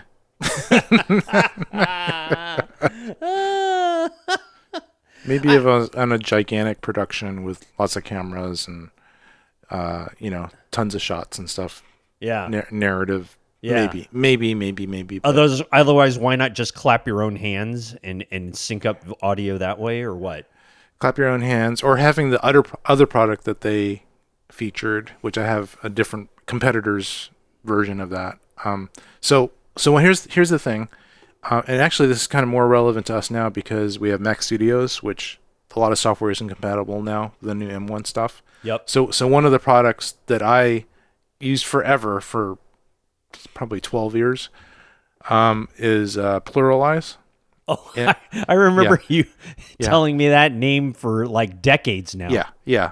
I don't know how long I've used it, but forever. And I just tried it the other day on my new Apple Mac Studio, which is an M1 Ultra. Yep. And it didn't run. And it didn't. It didn't run. I was really surprised. I was like, well, shouldn't everything run with Rosetta 2? And I still have to investigate it more, like why it's not running, like what's the deal? Because it seems like it's not that difficult a thing to emulate. But I looked on their site and it doesn't seem like they support it, so I have to look into it a little bit more. But so Pluralize is a way of taking all the audio from various cameras. If you have multi-camera shoot, and if you have some audio that's common, like a scratch mic or something on all the cameras, then you can pretty accurately sync all the cameras up, and then it creates a sequence in Premiere or Final Cut or other NLEs and create sequences that are all in sync with the different cameras. So, but it's still kind of an involved process because you have to import your stuff in, then you have to export the sequence, and it's kind of time consuming because it has to scan through all the audio and find the differences. So it can take hours to do a really long shoot. Sometimes not hours, but at least an hour. So if you're in a hurry or you need stuff to be super accurate, you can actually sync all the time code on your different devices. So there's a way to, like, you can some of the different cameras, you can plug the master camera's timecode output, which is usually a BNC cable, into another slave camera, and then you can have a jam sync and it synchronizes with that, and then you plug that same master into another camera. You just do it with all your cameras. And that's also kind of a pain because your shoot is now comprised of doing all this work up front, and it's kind of hard. It takes a long time to get that all done if you're like run and gun or doing a situation where you need to be really fast, like documentaries. Right. So I've been in that situation. I've actually done that. It's synced up cameras, and it's a pain. So there's a way to actually do this kind of in a way like pluralized, but wirelessly, where you have a module on each camera, and the modules communicate with each other, a time code that's established. Like they're all synced up together, and they're all communicating time code to each other, and then they're recording on an audio track on those cameras that same time code that's all synced. Then later, you take their software, in this case it would be Deity software, and in my case it's Tentacle software, and you have it create a matched up clip sequence, and it's pretty much instant because it doesn't have to do any analysis. It just looks at the time code on the audio tracks, and it can decode that instantly, and then it just shifts everything around to match it. So it takes like a minute to do that as opposed to an hour. So it's really fast. That's pretty good. Yeah. So anyway, so Deity has come out with these modules that you can put on each camera for exporting audio time code into each camera and having them synced. So and theirs has a little readout on it, which makes it a little bit more useful. The Tentacle syncs that I have they're kind of like they have one LED or two LEDs on it, and that's pretty much it. And so you have to go into the Apple or the iOS app, or I guess it's Android app, to actually see what each one is really set to make sure it's working correctly. So theirs is, I think that Deity is better than Tentacles right now because it's got the display, but it's a little bit bigger. But other than that, it's the same idea. I just had the earlier version of it with a different brand. All right, Keith. So here's the bottom line. You do have some Deity equipment, right? Did you see anything at the booth that's going to make you go ahead and get something additional, something new that's maybe there or maybe on the horizon? What do you think? I actually do not have any Deity equipment. Oh, you do not? I do not. That's one of the reasons I've been not kind of holding off, because I got all the stuff before Deity became big. Got it. I got all the, like everything I get is the first version of whatever it is. Not really, but in the case of microphones, I already had a bunch of really good mics, even though the Deity ones I think are really well priced and they're good. And they have these tiny like Rode type on camera mics. I already had a bunch from Rode. They do have this really, really small mic that's like $50, which seems very, very tempting. Like maybe it'd be really good with an iPhone or really good with a very small setup. But I already have some Rodes that are not that much bigger, so I don't know. I don't know, but I still wanted to give them an opportunity and to learn more about it. And they're very innovative, and I know Ted, the kind of like the CEO of Aperture, who I guess is related to Deity and somehow, because I kind of like got into the interview by mentioning Ted. Oh, okay. And so that was Ted, okay, right up. Yeah. That's good. That's good. Yeah. Yes. Yeah. See us here at TechMove, we like throwing around names whenever we can to get what we need. So yes. That's great. No, that's great. All right. Fantastic. Well, thanks, Deity. Appreciate it. We may visit you again, and but good luck on all that stuff that you've got. I guess it's kind of like a nice little branch out type of business for them. So that's probably pretty good. So and congratulations on that. That's Andrew Jones, the brand development for Deity, and our very own Keith Moreau. And we're going to take a quick little break here and continue our coverage with Cinegear 2022 right here on TechMove.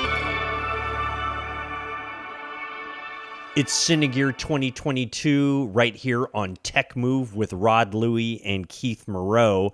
And Keith was able to wrestle down somebody from Canon. And what's great is that we got the senior professional market specialist, long title name, but a really nice guy. Peter Marr was able to join us. And Peter was able to spend a lot of time with Keith and discussing the very exciting R5C camera. And I think this is like the smallest cinema camera they've made. And at least that's how they're kind of promoting the thing. And Keith, the line at Canon must have been long. I'm certainly grateful that you were able to secure Peter. Yeah, it was kind of a strange situation there. Canon's always very they're hard to actually get interviews with people. You have to like sign up to a list. You have to be pre-approved and all this stuff. And actually, we just walked in and I just asked around saying, could I interview somebody about this camera? And their marketing person, gatekeeper, said, yeah, we're not that busy now, so wait for this guy, Peter, and he'll be back in like an hour. So come back and we'll get you an interview. So so that actually worked out well. I think they weren't that busy right at that time. I think we were at the time of the show where it just wasn't super crowded. Right. So, and also, again, kind of smaller presence, not as huge presence as usual, I think. Yeah. I mean, maybe if you took their whole booth, because it was pretty long, it might have been the equivalent to the last Cine Gear, but just a little bit more like low key there. Anyway, I was very interested in this particular camera because I have its big brother, the Canon C70, Right. which is, and this is like the hybrid DSLR that actually is in some ways better quality than the C70. Hard to believe, but yeah, because of the sensor it uses, etc. So I really wanted to find out about this particular camera. Cool. Excellent. Okay, so well then let's listen to the interview. Let's talk to Peter Marr from Canon, along with our very own Keith Moreau, as we explore the Canon R5C camera right here on TechMove. This is Keith Moreau here with TechMove Podcast. We've got Peter Marr of Canon. He's going to tell us all about the Canon R5C camera. Got it. Hey, how's it going? It's going really well. Good, How about good. It's all right. You know what? It's been a long day, hasn't it? It's been a long day. Yeah. Yes. All right. So R5C. This is one of our newest cameras. It's 8K full frame. It's basically a cinema camera, the smallest cinema camera we've made so far. So what's nice about it is it follows that R5 original body style, but when you flip the switch, it literally shifts the entire system over to a cinema camera. So if you're used to shooting on an R5 or an R series photo camera, when you're on the photo side, everything is going to be natural to you. When you flip it over to the cinema side, it's like shooting on a C70, a C500, or a C300. Menu systems change, everything changes. Takes a second or two to do the switch, but once you get over there, you have a full-fledged cinema camera built in. Great. So I actually have a C70, Okay. and I have a bunch of other Canon cinema cameras. Okay. I love this because it's a bit smaller. I love the fact that it has an EVF. Yeah. I love the fact that it's an 8K camera downscaled to 4K. Is that You can correct? go 4K, and depending if you're in the RAW space, you can go 4K, 5.9K, or 2K, I believe. And let me double check that fact real quick, just to make sure I'm not lying to you No on anything. worries, no worries. But yeah, it's 8K, 4K, and 2K, and I believe the Super 35 may be a different resolution too. But we're gonna cut this right here, and we'll say you have the RAW, so you get 8K, 4K, or 2K. Okay, Yeah. we can edit. Yeah. So that's awesome, and I have a feeling that it's probably a little bit sharper than the C70 because it's downsampling from 8K. It would you would have to see it to believe it, but that comes down to how it oversamples and takes that image into. The other nice thing about this is you also have the same touchscreen interface that your C70 has. Okay. So to access a lot of the different parts of the menu that you would normally have to go in the menu and find, you literally touch a corner of the camera, it'll bring up false color, waveform. You can change your formats. You can slide through and change your crop factor, whether it's Super 35, Super 16, or full frame. Yeah. That's great. So I have a bunch of regular EF glass, full frame glass. I have a bunch of EF glass, Yeah. and I don't really have any R glass. Okay. So is this still going to work for me? Of course it's going to work for you. So the mount is native RF mount, which is nice because you can use RF glass on there. You get all the connectivity, all of the communication between the RF glass and the camera. EF to RF adapters work just as well as they do on any of the other cameras. You also have the option to put even a third-party PL adapter on here because the flange depth is only 20 millimeters. Okay. So now you can bump it out to 44 to get that EF depth, or you can get a 52, and now you get your PL mount. So now you've got basically any choice of lenses that you would want on this camera. 8K, full frame, raw recording, camera that weighs less than 2 pounds. Okay, so the big question that everybody has is, will it ever overheat? Ever? Put it in an oven, put it on 450 for 25 minutes, you might get it to overheat.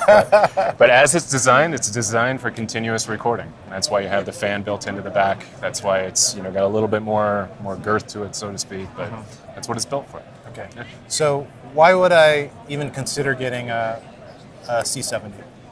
C70 and the R5C. That's always going to be the question for a little while, right? C70, built-in ND filters. C70 also has a longer life battery. So if you're handheld and you're running out and you're running and gunning for a long time, you're going to have fewer battery changes. Okay. The R5C, of course, you get more resolution, you get 8K. You also, with the firmware update on the C70, you do have the raw recording options. Right. So as far as your recording codecs, they're very similar. But it really comes down to the nuances of what you need. If you need XLR inputs, you've got the XLR inputs built into the C70 body.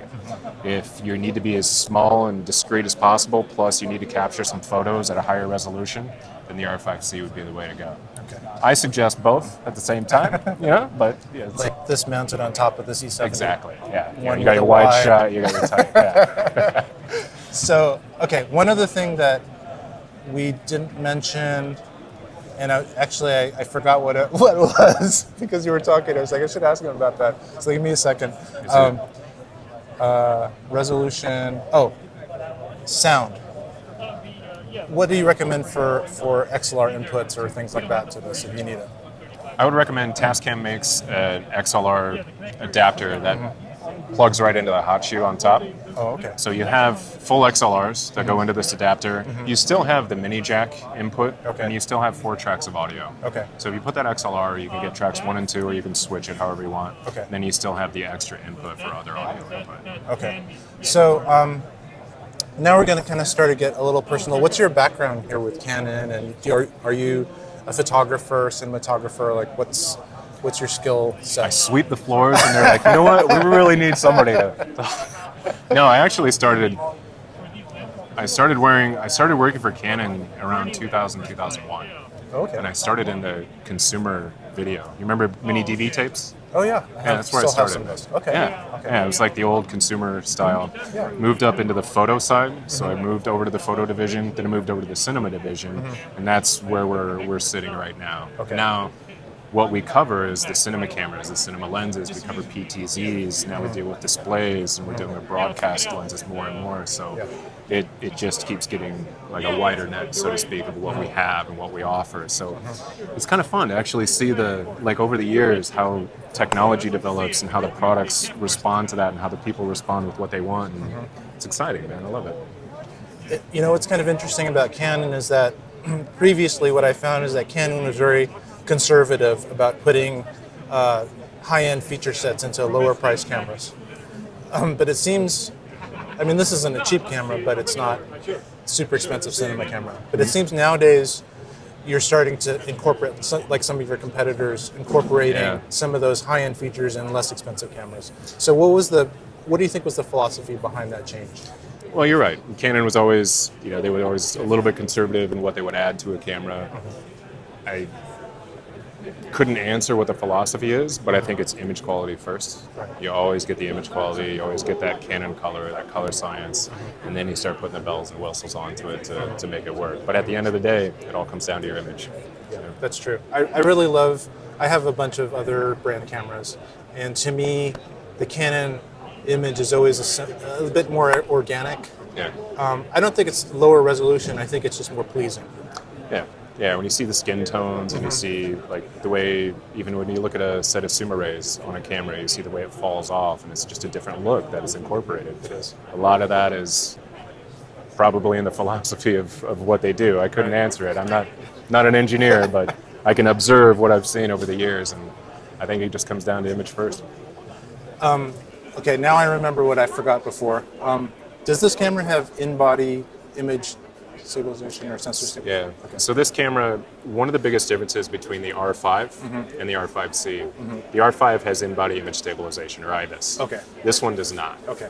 And a lot of that just has to do with the fact that it's a cinema camera first. So when you put the IBIS into a cinema camera and you're on a drone or you're in a car or something moving, you may see some things you may not want to see, which I believe is the reason why they didn't put it in there.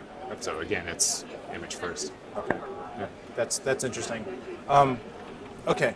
So when I came through before and I asked several people about who I should talk to talk about these cameras, they said, "Oh, get Peter."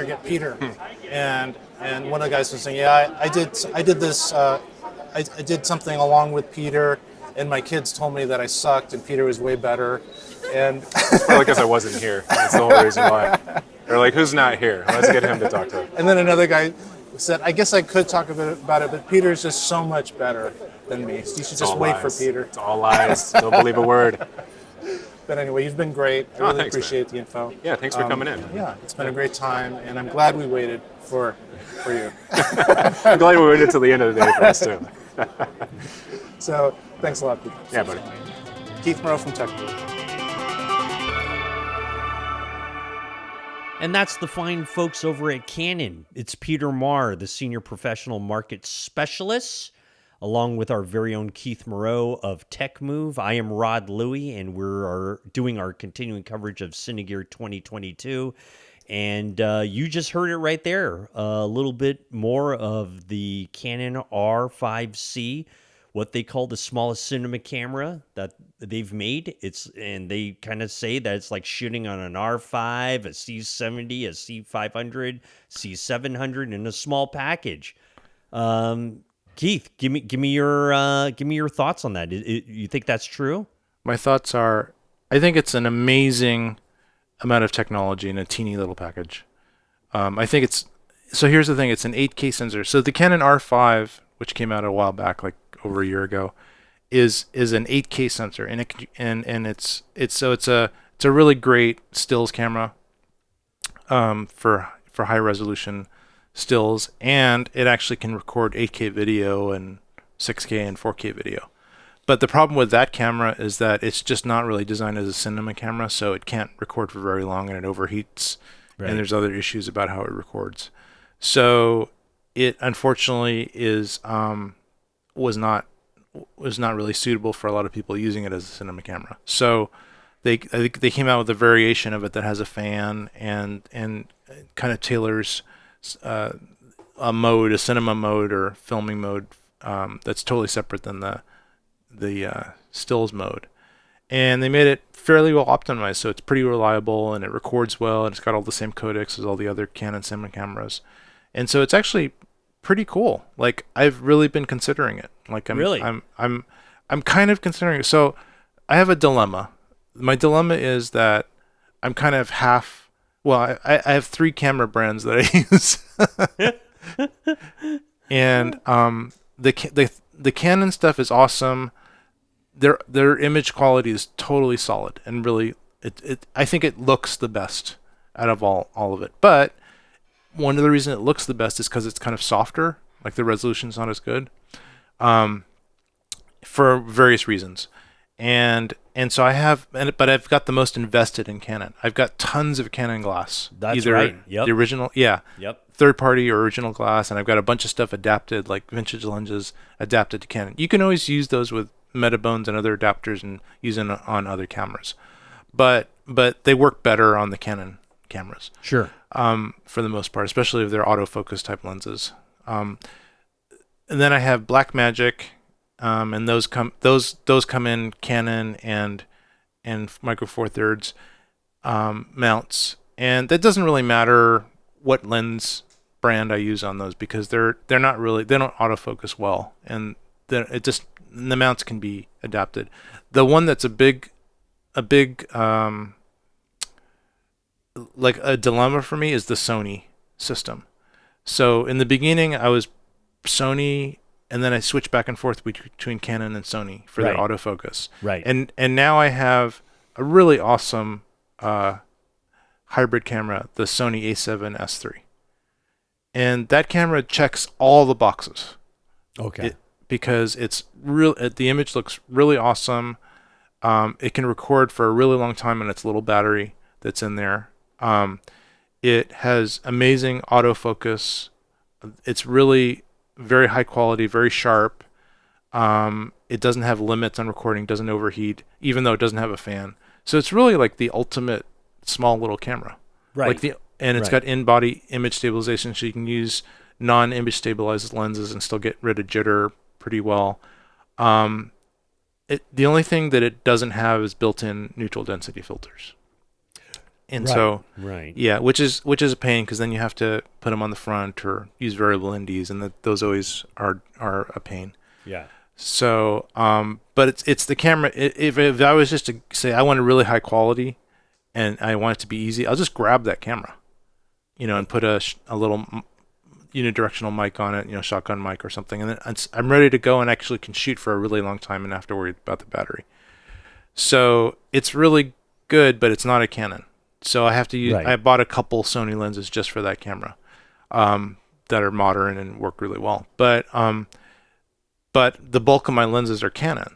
So, and anyway, so I'm kind of in a dilemma about which brand I really want to go with. So this R5 seemed kind of like a Sony A7S III, but Canon brand. Yeah. And the image quality on Canons were just always great. They're always great because it's not necessarily like the specs and the sharpness. If you pixel peep, they're not necessarily as sharp. But for some reason, they figured out how to make something look really cinematic. It doesn't look like video; it looks real. Yeah, like a movie. Yeah, and maybe less real. I don't know, but so it's always been kind of a dilemma, like to get the most sharpness and resolution, but also to look good.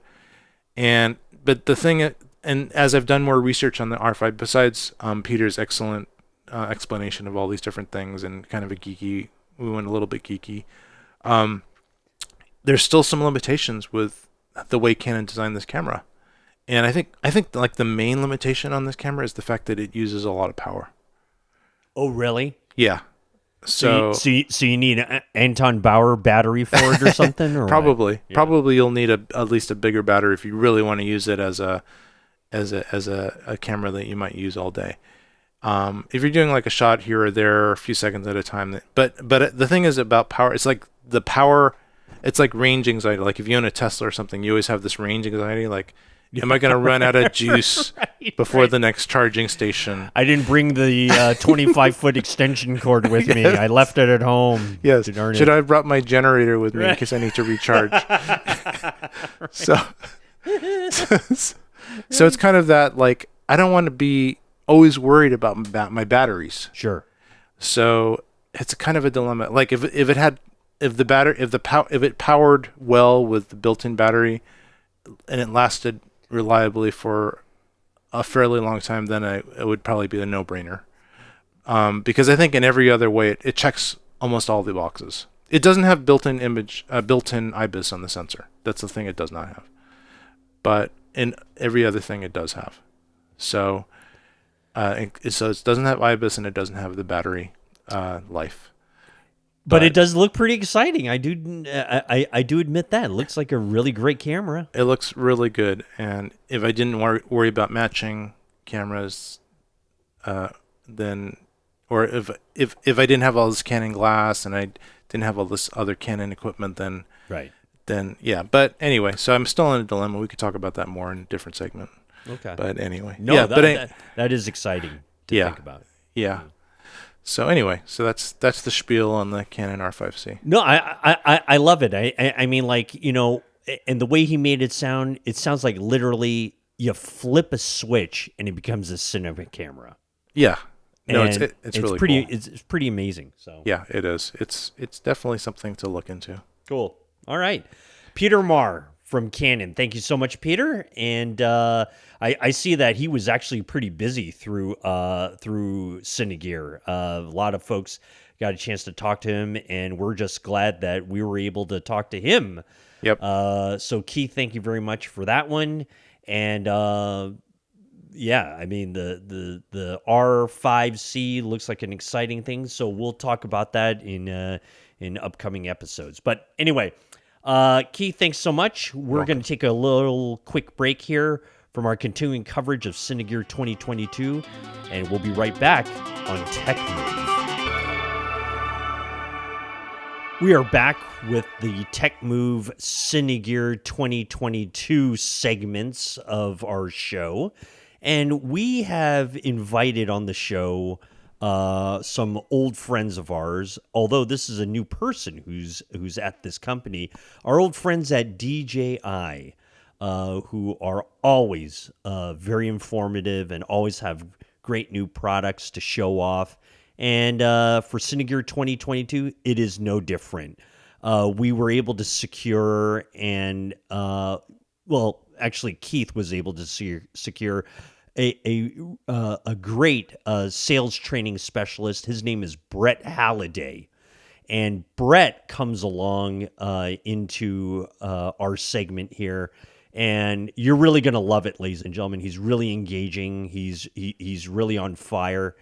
And just one of those guests that we really like having on the show. So, Keith, I know one of the big deals since we're able to return back to Cinegear and all the shows was to actually go and see a DJI Ronin 4D in person. Was that your main objective when going over to the DJI booth? It was pretty much my main objective, because I actually had not held one of those. I'd seen them on a bunch of videos and ads and things. Yeah. And it was fun to hold it, to have somebody talk about it, to film a little bit with it. And I think it's a very innovative product, and we'll learn more about it in this interview. I think it's super innovative too. I think it's one of those things that is just finally, you're built in, all in one, take it out of the box, and this is what you need to go with. Very interesting product. Odd, but but I think it looks pretty great though. So anyway, let's do this. Let's listen to the interview, and then we'll have our comments right after it. So again, here is our very own man on the street, Keith Moreau, who's talking to DJI's Brett Halladay, and we're talking at Cinegear 2022 right here on TechMove. Nice to meet you. Nice to meet you. You're tall. I think we have to go back there. I'm just kidding. Okay. Are we recording? I'm Keith Moreau. Hi, Keith. And I'm with the podcast TechMove. Okay, cool. And can I clip this on you? Oh, it's a DJI mic. Of course you can. Yes, this is actually my test. You put it on the place that you think it's best for you. Yeah, Look at that, that's the with the receiver. Yeah, we're just using the iPhone. I have another brand, competitors. Okay, sure.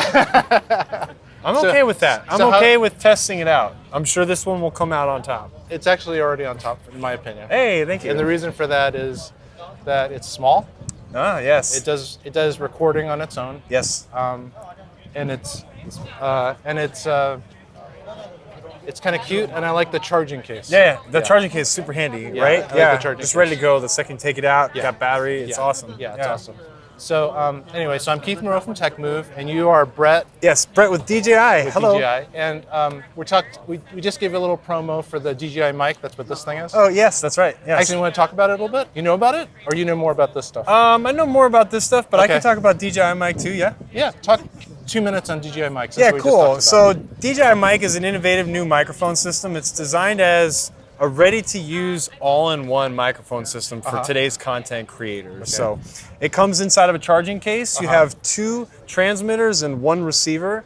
The receiver gives you an intuitive level of control with a touch screen on the front. Okay. It makes it really easy for content creators to make any sort of adjustments, monitor their audio levels, etc. Okay. What's really awesome about the DJI mic, we can that's let okay. It we can let it No pass worries. through. It's That's all right. okay. We're very busy here at Cinegear here in Los No, it's Angeles, okay. as you guys can see. Yeah, You know what? right? If they just pass through, it's okay. Just let them pass.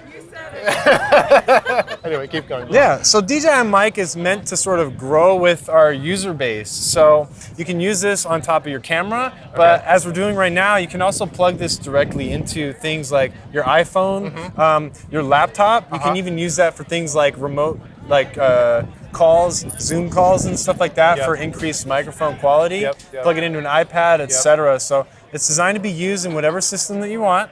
The connection quality, we use the same connection technology that we've used in all of our other products that we've developed over the years. So you're getting like excellent, reliable signal strength without dropouts for the most part.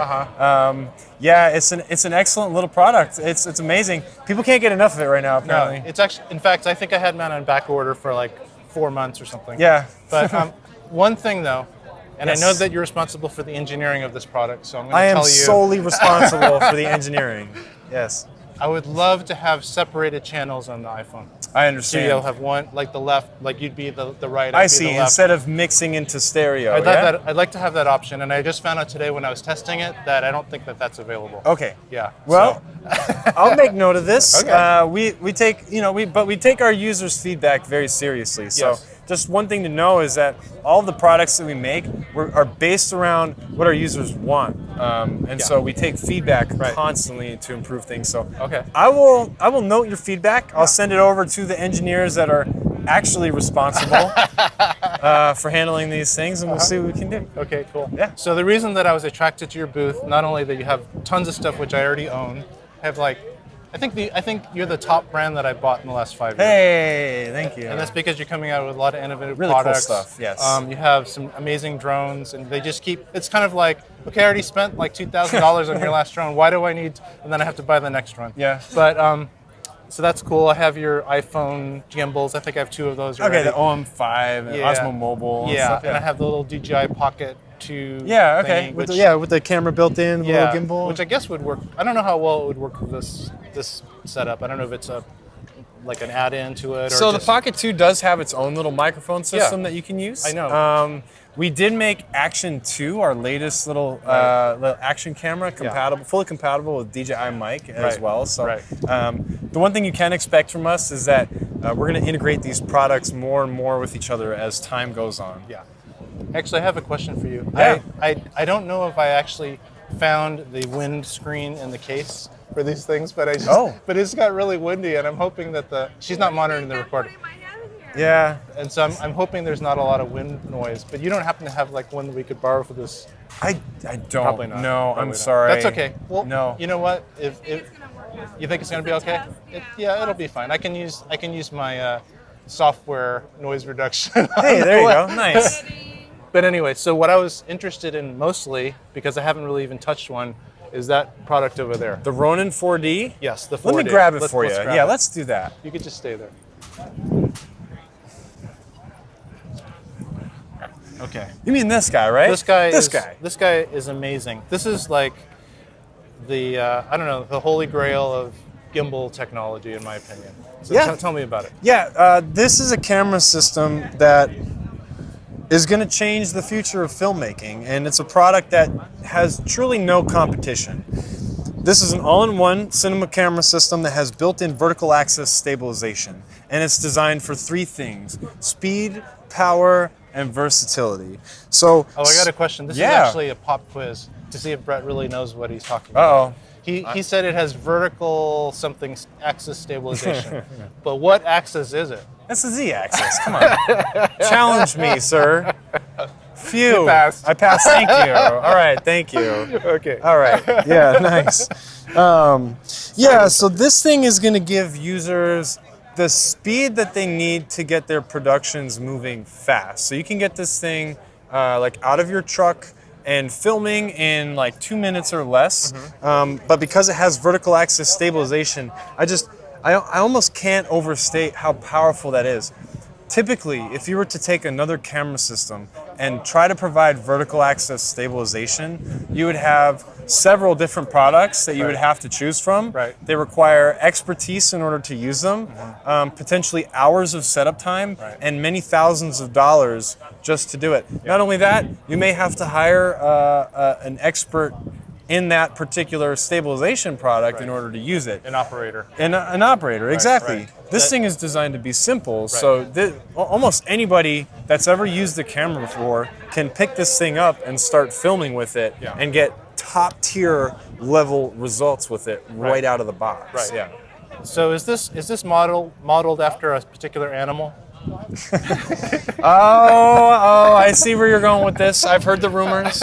I've heard people talk. Yes, there is some likeness to particular animals out there. Hey, I haven't heard that one, actually. The kangaroo. Okay. By the way, the other day I heard that kangaroo leather is the toughest leather on earth. But no, this is not after a kangaroo. I think it's a different. I think it's a bird, maybe, possibly a bird. Quite possibly. But anyway, sorry for the. No, okay, so it's all right. the thing that makes this really unique is this Z-axis. Yes. And what's the limitations, though? I mean, you can't be running and for it to work. So what are No, the that's not parameters? true. You No? can't. You absolutely can. Oh, okay. Yeah, so it's up to, I believe, 8 inches of total vertical axis movement. So from the top to the bottom of where you're moving the camera. Okay. Yes, you can fully run with this unit and get results that are completely level and clean. Okay. You can mount this onto like a car, drive over speed bumps, and it will absorb the shock of the speed bumps and it won't show up in your footage. There's quite a bit of range with this. That's amazing. Okay, so am I required to buy these DJI lenses? No, you're not required to buy the DJI lenses. So out of the box, we support 3 different lens mounting options. We Okay. have DJI's DL lens mount. There are Okay. 4 lenses in that series. Okay. Then we support Leica M mount. So any Leica M mount lenses can be mounted on here. Okay. You can also adapt to Leica M mount as well. Okay. And then we support Sony E mount as well with an additional adapter. Okay. And the the size is what sensor size is it? This is a 35 millimeter full frame sensor, Okay. capable of 6K up to 60 frames per second Okay. recording, up to over 14 stops of total dynamic range, Okay. and it's dual native ISO. Okay. So ISO 800 and ISO 5000, giving you exceptionally clean low light noise performance. Okay, so let's go back to the lenses. Yeah. So I personally don't have any DJI lenses. Okay. I have a ton of Canon lenses and I have a lot of micro four thirds lenses, which Cool. I don't think will work. And I also have Not entirely true. Not entirely- okay. Not entirely true. I will say the key to that is the Sony E-mount. Okay. So with the Sony E-mount adapter, you can adapt micro four third lenses to E-mount. You can Right. adapt Canon EF lenses to E-mount. Right. So if you get the appropriate mount, Sony E-mount, you can adapt quite a variety of different lens options on Okay. here. So this will fit into a lot of existing like lens workflows. Okay, so if I have an E-mount lens and it's not full frame, will it still work? Yeah, absolutely will. So, for one, you could always crop and post if that's what's required, if there's any sort of vignetting. We Right. do actually offer Super 35 sensor recording. Okay. So you have the full frame sensor you can record from, but you can also crop into a Super 35 sized area. So if you are using like APS-C or Super 35 sized lenses, you can crop in. Get rid of any sort of like vignetting, edge fringing, chromatic aberration, and stuff like that. Okay. And get the shot directly in camera. Okay, and this is what resolution sensor is it again? 6K. Okay, so Yeah. cropping in, you might get 4K or a little bit lower. Yeah, you'll still get full 4K resolution on Okay, this thing. okay, Yeah, absolutely. that's not bad. That's Yeah. not bad. And then will this stabilization, the Z-axis, and all the other stuff, will that actually work with a different type of mount lens? Say it one more time. Okay. So I have a Sony. I don't know. So I have a Sony, small Sony lens, like a, 20 millimeter Sony lens. Yeah. E-mount lens, and I mount it to this. Will this gimbal setup with the weight and everything, the different weight of the lens, work with the system? Yeah, generally speaking, it should work. So this thing can handle a payload of up to 2.6 pounds, which actually, with just the lens only, is quite a bit. Not too many lenses weigh at that or more. Most lenses are hitting around the pound to pound and a half Right, range, right. even for top professional lenses. Right. We do offer quite a bit of room to be able to balance the gimbal out once you've changed your lenses. Okay. If you find a lens that's close, but it's not giving you enough maneuverability, we do offer a counterweight that you can screw onto the back. Okay. And it's like an integrated unit. Okay. And it makes it a solid, a non-moving part. And that way you can mount heavier, longer options on this product. This is awesome. Yeah. Can this sensor? I assume this is some type of LiDAR or something This like is that? LiDAR, yes. So this LiDAR sensor is taking over 40,000 measurements using infrared lasers. Okay. It's detecting distance information. Okay. And there's 2 uses for that. One, this is delivering some of the best autofocus performance of any camera system ever been developed. Right. Because it's getting this hyper accurate distance information. And so that's what's driving the autofocus system inside of this unit. Okay. Now, one other thing that LiDAR does, when you pair it with this focus motor here, you're able to take a manual lens and give it autofocus capabilities and very accurate autofocus capabilities. Amazing. Yeah. Amazing. So, incredible. So this this mount here that can drive the manual lens, is this compatible with anything? Or does that need to be tuned for different lenses? No. So it does use the industry standards. It's called a 0.8 gear pitch. Okay. So any cinema lens or cinema style lens, even if it's a budget lens, will typically have this 0.8 gear pitch style of ring. Okay. But out of the box, we do also include rubber rings that have this 0.8 gear pitch, and you just simply wrap it around your lens, and that way it's fully compatible with. Great. And can this be mounted in a different spot if you have a lens that maybe hits it or is a little bit on the big side? No, this Okay. does have to be mounted here. Okay. Yes. Okay. So, yeah, it seems like it might work for some smaller lenses, but you don't have to have this. You don't have to have this LiDAR. It does come included in the box. Okay. You don't have to use the LiDAR. Right. Right. I will say that because of the incredible autofocus performance, it's in your interest to use it, Right. especially since it does come with the unit Right. when you buy it. If I say don't have the DJI lenses, but I have the Sony E-mount lens, for example, will it somehow interface to the autofocusing, the electronic autofocusing of a different brand lens?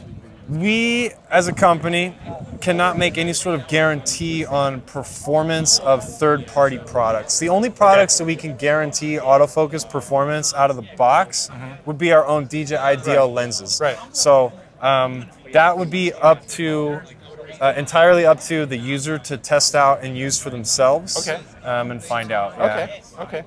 Well, this is cool. Would you mind if I grabbed it? Yeah. Oh man, that's like what I'm hanging on to this whole. No, I feel no so worries. bad. How selfish of me. No worries.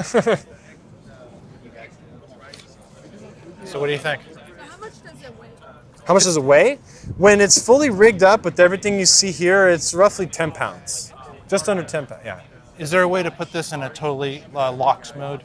Yeah, absolutely there is. So I'm going to deactivate the Z-axis. And then if we want, we can turn off the gimbal stabilization. We'll lock everything into place. Oh, And then- actually, Hang on. no, You can use it as handheld Right. and get sort of Right. a very handheld vibe to your Right, footage, which is Gotcha. very cool. Yeah, okay. If you like, you can keep the vertical axis off. Hang on, I'm a little stuck here. There we go. Let's turn back on the gimbal. And so now we just have 3-axis gimbal. Right. And by the way, this is one of the best 3-axis gimbals on the planet right now. Right. It's very good. The stabilization is incredible, very smooth. That's awesome. Yeah. Okay, so is there a mode where the gimbal's still working, but I'm just fixed on her, but I still have the Z-axis? I'm going to show you something. It's called Active Track. Oh, we might run out of battery. Look, it's already activated. Don't even, yeah, look, it's already activated. Yeah, so we have for the most part, yeah. And then it'll go up and down too, so if you like duck low and go high and stuff like that. Okay. Yeah. So not only do you not need a Steadicam operator, but you don't need an operator. You don't need at an all. operator at all. Hey Siri, start filming my next movie. Siri, can you repeat that? If you were to go like this, would it go up? It might. It will. So our system will bias towards your face and stuff. So it'll follow your face. If So your why head. don't you duck down and see what happens?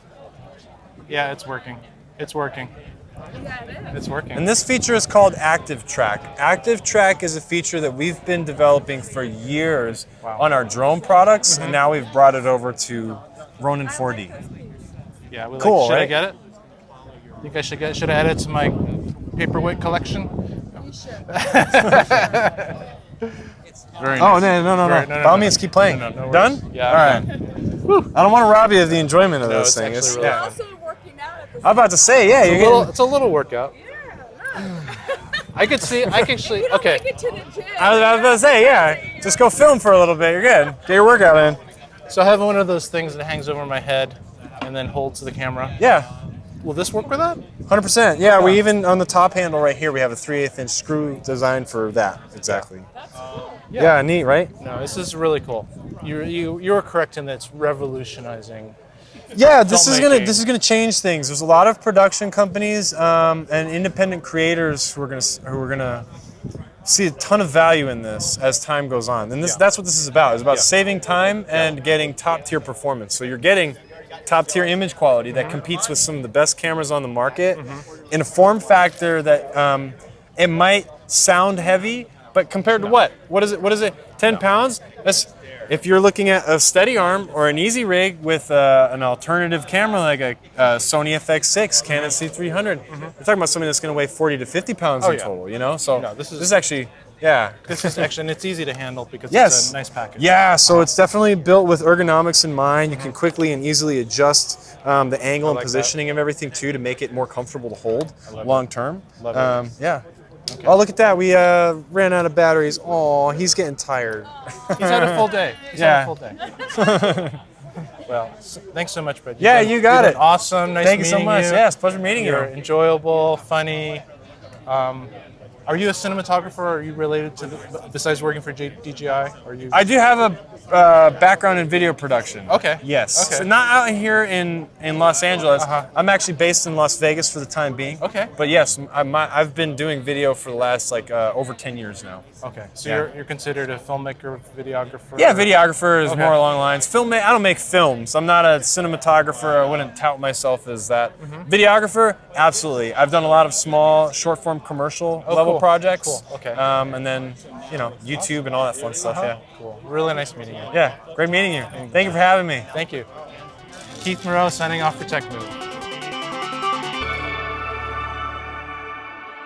It's TechMove along with Rod Louie and Keith Moreau, and Keith was able to secure that fine interview with Brett Halladay of DJI and talk about that amazing DJI Ronin 4D that everyone has been talking about. Keith, I think it's been out for, I don't know, how long has it been out? Like several months now, right? Oh yeah, I think it's been 6 months. Yeah, probably at about least since it was announced. And the exciting thing is that getting to watch you operate it, I actually was fearful for our insurance companies because I didn't know what you were. I didn't know if you were drag racing with the thing or you were pretending to fly a flight simulator or whatever it was. But go ahead and give us a little review of what it felt like. What did you think of the overall impression of finally holding a Ronin 4D? I thought it was pretty cool. It was, it's something that I personally have thought about for years. In fact, I have some stuff that kind of emulates this thing. Of course. But for example, this is something that's been, so when gimbals came out, when the electronic and motorized gimbals came out, they were Steadicam substitutes. They took the place of a Steadicam. Sure. And Steadicams still coexisted along with electronic gimbals for quite a long time, and they still do. There's still mechanical Steadicam operators and units being sold and throughout the industry, but I think they're getting less and less. And it's because there's this thing called the Z-axis, which is basically up and down. Yeah. And when you use a gimbal, it's you can be walking along and everything's super level and very smooth, but the thing that's not smooth is this up and down movement that you can see. Oh, that's not smooth? What, inherently or what? Yeah, because what's happening is everything is shifting a little bit based on how high the camera is off the ground. So when you're walking, you can see basically you're bouncing. Right. You're bouncing up and down, and some people are pretty good at controlling it. They do this Groucho Marx walk, where they Yeah, I think it's called the gimbal walk, but it's the Groucho Marx walk, where you basically elongate and you try to keep the camera and the gimbal as steady as possible. And Sure. you look like an idiot, but Yeah, right. But it's the best way to do it. But still, no matter how good you are at this, if you're running, you can't do it. If you're the faster you go, the harder it is. If you're moving very slowly, like it's a very slow type of gimbal movement, then yes, you can get a pretty good approximation. But you see it all the time. Like, for example, reality shows. There's lots of gimbal shots all over the place now. There's a lot of like variable speed things, where they speed up and they slow down. Sure. And when you slow down, you don't see the up and down as much when you're in slow motion, but when you're in normal motion or fast motion, you see it a lot. And you can see it all the time in all kinds of work. They're using a gimbal. There's like that person is using a gimbal because you can see the up and down movement. So this and so in the past, in fact, I have some devices that do this. They're devices. They're essentially Steadicam vests with the arms, so they allow for this up and down Z-axis movement. But then you attach a electronic gimbal to the Steadicam arm, and so it cancels out the Z-axis theoretically. If everything's balanced right and it's perfectly, the spring and everything is adjusted right, then when you jump up and down, the gimbal's going to stay level. Oh, and wow. Then, okay. Yeah, and then you move it up and down, you move it around, and but it's still like this gigantic thing that you have to carry around. It's really obtrusive. You look like RoboCop. It's just gigantic, and it's something you have to really commit to. Like, I am now the Steadicam operator with with this big. Right. Not only do I have this vest and this arm, but now I also have this pretty big and heavy gimbal with a camera on it. So this in a very small, pretty inexpensive package takes the place of all that stuff. Because what it does is it has the Z-axis movement, and it actually it's much more accurate than adjusting the springs on a regular Steadicam type gimbal, a Steadicam type arm. It actually has a distance, like some type of radar system that's pointing towards the ground, and it measures the distance and then adjusts the Z-axis based on that distance. So if your distance isn't too big, like it's 6 inches or so, then it can adjust pretty accurately. If you're jumping up and down like a bunny rabbit, probably not. But if you're just trying to do the Groucho Marx walk, or you're running or something, but your running is pretty smooth, it will actually cancel that up and down movement out. So it's just amazing. Like, you're just on a track, like a techno crane. Right. So this is kind of like the Holy Grail. And it's pretty technologically advanced, I would imagine, to be able to do it all. Oh yeah, and the camera itself is supposed to be pretty good too. Yeah, the camera's not bad. The camera, it's probably good enough. I don't know if you'd want to use it for every single shot in your film, but for those tracking shots and things like that. And this is the first generation of this type of thing. So there'll probably be bigger versions of this thing in the future for bigger, heavier cameras, more versatile, where you can mount, like a RED camera or something in it if you need to. But yeah, this is a pretty cool unit. This is, like, I'm very tempted to get one. If I did more gimbal work, I would be very tempted to buy one of these. So it does interest you.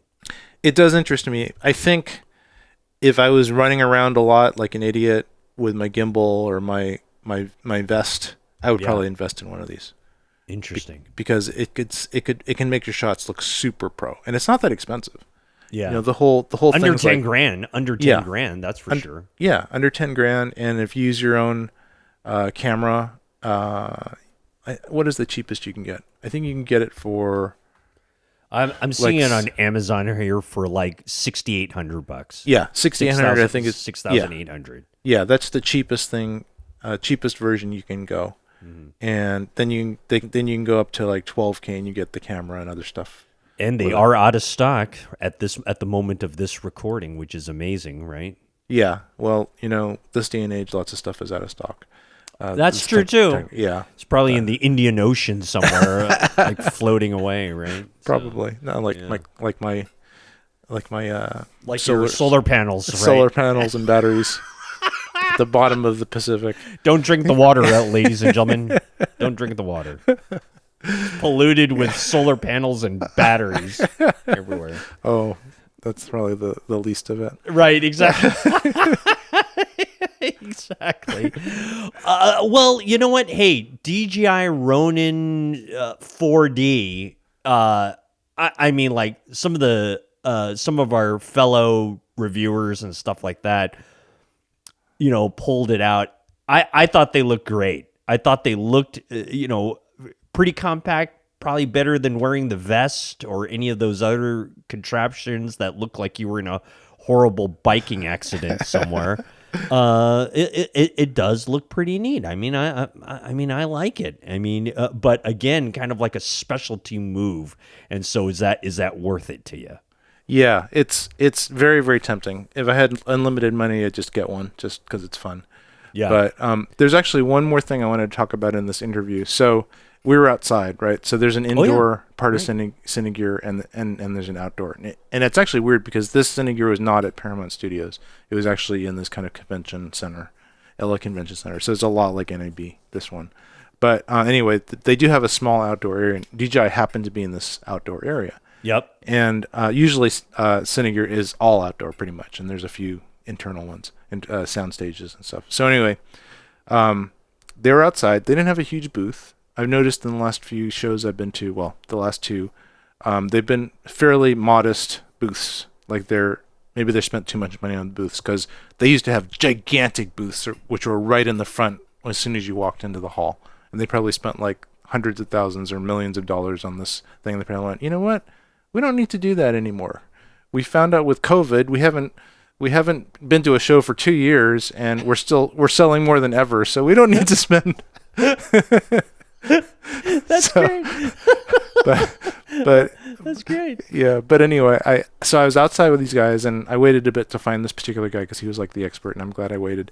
But it was getting kind of windy, like the beginning of the interview, and I used these DJI wireless mics for the first time. Yes. So I bought this, and it's talking about COVID and delays and everything with shipping. This thing was back ordered 4 months. I ordered like in January the DJI wireless mic system. Yes. And it got to me like in May or something. Oh wow. So it took forever for it to come. Oh my gosh. Doesn't say much for the Ronin 4D if you order one then, huh? I don't know. I mean, I am seeing some of them in stock, not on Amazon, but other places, so maybe they're available.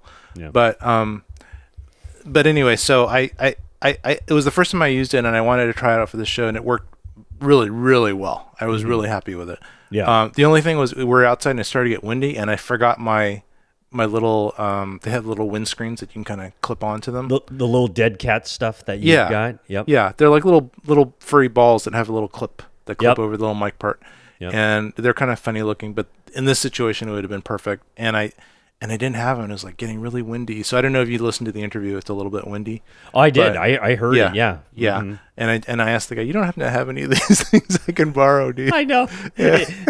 and I think he was like searching his pockets like he was looking for cigarettes or something like that, and no dice, right? Yeah. So hopefully, hopefully I'll be able to fix that in post when this comes out. But although I think that, with them developing these wireless mics, they should have Dead Cat available for those of us who need it, right? Oh no, they should have one available to me that forgot theirs. Right. Who would pay a premium like $20 for essentially like balled up lint is essentially, right? Yeah. That's great. But anyway, so I just want to put that aside, and I really love those mics. It's like the best. The wireless system is the best thing ever. Well, you know what? We're gonna have to talk about that because I'm in the market for purchasing that kind of very technology. And you well know, I'm a big fan of Rode and also a big fan of DJI.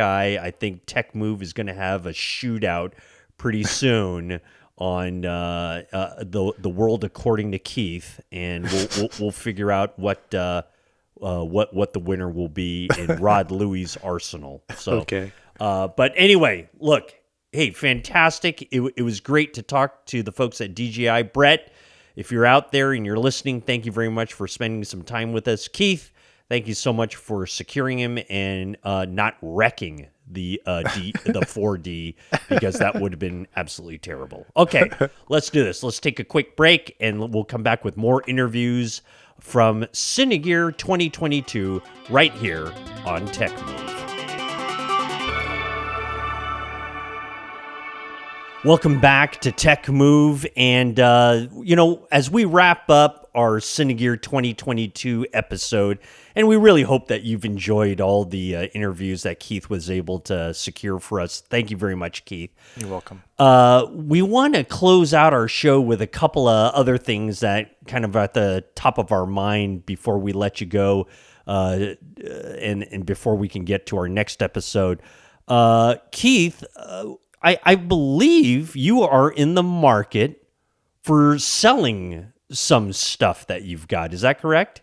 Yeah, actually, just the last couple weeks, I've just gone, you know what? I have all this near museum piece camera gear that I don't know. I don't know why I kept the thing. I think I forgot about a lot of this stuff. Like your GH1? Like your GH1? That yeah, like my GH1. Yeah, right. Which actually, no, it just went out. Right.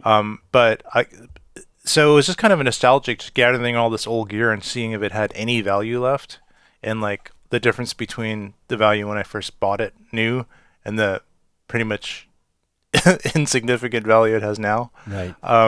Or very low value, and also just how some things are still relevant even in this day and age. Especially, it's kind of nice to give stuff a second life. Like for me, it's old and obsolete, but to somebody else, it's really cool and can really help them. So in a way, it's like paying forward or allowing people that don't want to spend as much to have some of this gear, or just have extra stuff because they just love it and they're familiar with it.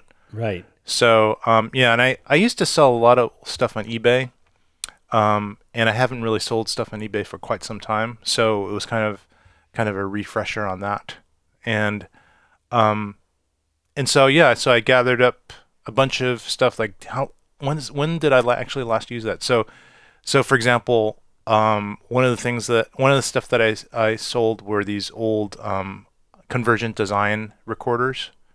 So a while back, like, I don't know, 10-ish or so years ago, Convergent Design was a company. They still are, but they're not even in the same business anymore. But they used to create little recorders. Initially, they were audio recorders, and they branched out to video recorders, and they came out with this really cool 7-inch monitor that also recorded RAW from various cameras. And it was really neat. It was kind of expensive, but it was the only thing that could do what it did. And I actually wound up getting a couple of them. Because at that time, RAW recording on non-$50,000 gear was not that easy to do. You could buy a RED, you could maybe do it on an RE, but you really couldn't record on anything else until the Sony FS700 came out.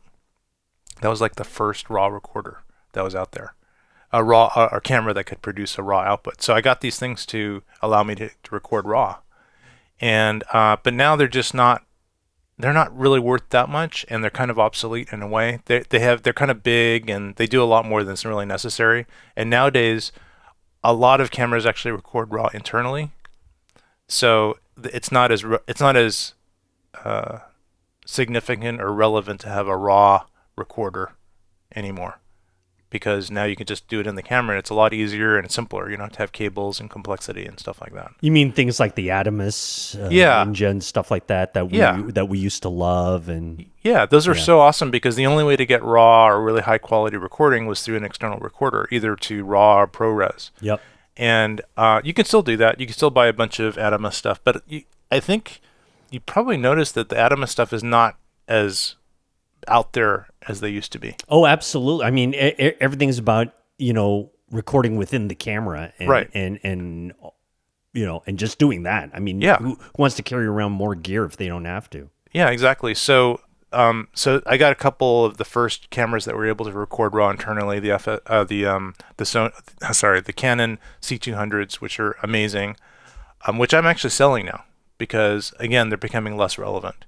Even though it's an awesome camera, and if you have a production company, you could probably use a couple of those because they do good stuff. Mm-hmm. But there's just newer stuff that does it better. It's a little bit cheaper, and it's more convenient. So this stuff just gets obsolete after a while. I mean, it's not like it's low quality. It's still super high quality. It's just too big, too slow, too much trouble to use. So when I get something that's better technology. Yeah. So anyway, it's just so interesting. It's kind of like in a way, a retrospective in time of how cameras have evolved. From in the beginning, it was just a matter of getting out of focus backgrounds. That's all it was about. Right. That's exactly correct. Yeah, I'm still in that mode. Yeah, and so like I got this, which I sold a long time ago, but I got this adapter to put on the front of my regular camcorder that would allow you to change the depth of field. It had this spinning like lens that would allow you to focus on it, and anyway, stuff like that, absurd stuff to stuff now where you can get a full frame, amazing camera that can record RAW and do all this amazing stuff, and it's not that expensive, right? You know. And so, anyway, so that's kind of this evolution of how much has changed and yet how much has it stayed the same. Because back then, it was just about getting a blurry background. Yep. And then it became recording in the highest quality possible, like RAW, right? And then it became, how can you get 10-bit recording it on a smaller camera? Because that hasn't been out. A 10-bit recording on a smaller camcorder or mirrorless has not been out that long. That's not a thing that's been available for very long. It's only been a few years. It's actually still fairly new. It's fairly new. It's still a huge feature when a camera comes out that they can do that. It's still one of those big features that they promote. It's a big feature. Like the GH cameras were one of the first that did that, which was really amazing. But then pretty much all the Sonys now do it. All the mirrorless Sonys do it now. It's just like, 10-bit, yeah, we do it. It's fine. Right. And a bunch of the Canons do it. Yeah, we do it. Like pretty much all the mirrorless cameras do it now. So it's not a big deal anymore. It seems like they do it, but then it's like, can they do it in 4K, or if they can only do it in 1080p, or blah blah blah, this and that, right? There's some limitations, but they're a lot smaller. Right. So now it's like, which cameras can do pretty much everything, right? So what is everything? Like what's your definition of what would be like the perfect camera? What would have in it? You know, now that we've gone through jumped over a bunch of milestones of what's possible in a camera. You know, we've gone beyond blurry backgrounds, and now we're at what? Yeah, right. So for me, it's like the perfect camera doesn't quite exist, but it's probably going to exist pretty soon. So I'll give you an example. I think a perfect camera would have IBIS in it, the in-body stabilization. Yep. Because that way you don't have to worry about, using a non-stabilized lens. And when you have a smaller camera body, they shake a lot. Like if you don't have IBIS or some type of stabilization, it's really hard to watch. It's so shaky.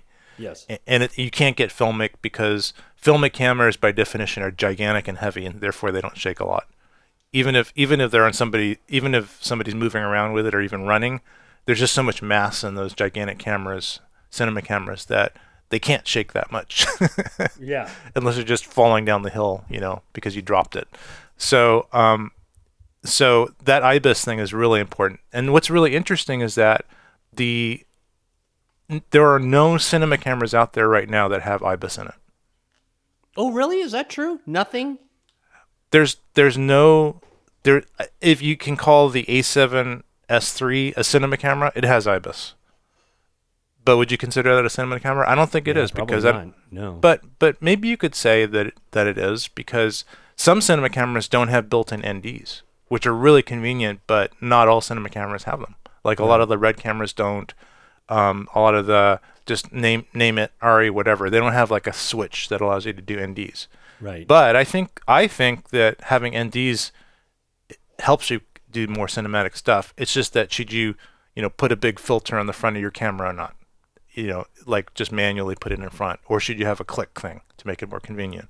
An in-body ND. So for me, there are no cameras that have IBIS and built-in NDs. Does not exist. So that would be the perfect I'm trying camera. to think about that, and I think I can't think of anything that's out there that would do that. No, because if that existed, I think I would buy it. And it would probably kill everybody's future releases at that point, because why would you need anything else? It could, but it seems like manufacturers are almost like okay with killing some of their higher end lines now, because some of the cheaper cameras they're coming out with are pretty amazing. Like, but I agree that maybe this magic feature of IBIS and built-in NDs is kind of the thing. So here's another thing that I think is a really awesome thing to get to 4K. So some cameras now actually have 8K sensors, and then they do only output 4K, or they record to 4K, but so they downsample the 8K to 4K, and when they do that, they get a much sharper, cleaner image. So that's really cool, and there actually do exist cameras like that now. So for example, the Canon R5C does that. I believe that the Sony A1 does that. I think the Sony A7 IV does that. So those 3 cameras are out there that do that. I think it's maybe more 7K on the A7 IV, but still, that's a really great feature. But none of those cameras have built-in NDs, right? And 1 or 2 of those cameras don't even have IBIS. So it's like we're almost there, but we're not quite there. and do you think that it could very well be there, but they just know that? Then what else can they put in the camera besides like upping resolution and stuff like that on next versions? You mean it's like a marketing decision? Yeah. To just limit how good the camera can be. Right. So they don't. Yeah. Like I me, Mr. GH fanboy here. Remember when the GH1 came out, right? Yeah. And then we were able to hack it to be able to change it to what they called back then the GH13. Right. We were able to have, because it had it in there, but the software limited what it could do. Yeah. Like a lot of these cameras, because they want to wait for, it's like our Mac Studios, right? That empty little card slot that's there. Well, what is it there for? Yes. Right? They're just waiting for the next one to be able to jam something in there and then charge us another $1,000 for something, I don't know. Yeah. No, I think part of it is not wanting to cannibalize their upper end. Yep. But I think that philosophy is less now. And I'm not sure what changed. Maybe because Blackmagic came out and just had all this amazing stuff on these cameras for really cheap. Yeah. This was maybe almost 3 years ago. 3 years ago, I think, when they came out with the Pocket Cinema 4K. Yep. The Micro Four Thirds. Oh yeah. And I was like, wow. That was great. Raw recording on a teeny little camera that's only like $1,200, $1,300. How is that possible? Game changer when it came out. Game changer. And then all the other ones like, wow, how are they able to do that? That's amazing. And then I think Sony just decided, you know what? Let's just throw everything at the A7S III. Let's just make it the ultimate camera. And then let's make another camera called the FX3, which is pretty much exactly the same as the A7S III, but without a viewfinder. And let's charge more for it. Right. And they're selling like hotcakes. You can't even get those. Are you familiar with that camera? I am familiar. But you know what just reminded me? What is it? What is it? The GH, was it GH5 and the GH5S? Yes. One had image stabilization inside, one didn't, right? Yes. Same thing, right? Yes. It's the same thing. It's crazy. It's like, why wouldn't you do that? Yeah, I think the FX3 does have image stabilization, but it doesn't have a viewfinder. Like, you need a viewfinder. Why don't you just charge a little bit more for the A7S III, like make it the A7S IIIC version, and put a couple more holes, quarter 20 holes on the edge of it. That's pretty much what you have. Right. So, but anyway, but I think we're getting there. One of the things that's really cool is Blackmagic just had an update on their cameras, which allows you to record gyro data in the camera. Don't even know what that is. Well, it's like position data. So it has where the camera's facing. Basically, it's how image stabilization works in post. So it records all the positioning of the camera in real time and records it along with the video. So then in post, you run it through DaVinci Resolve and you say, I want to stabilize this based on the driveway data of the camera, and it instantly stabilizes it.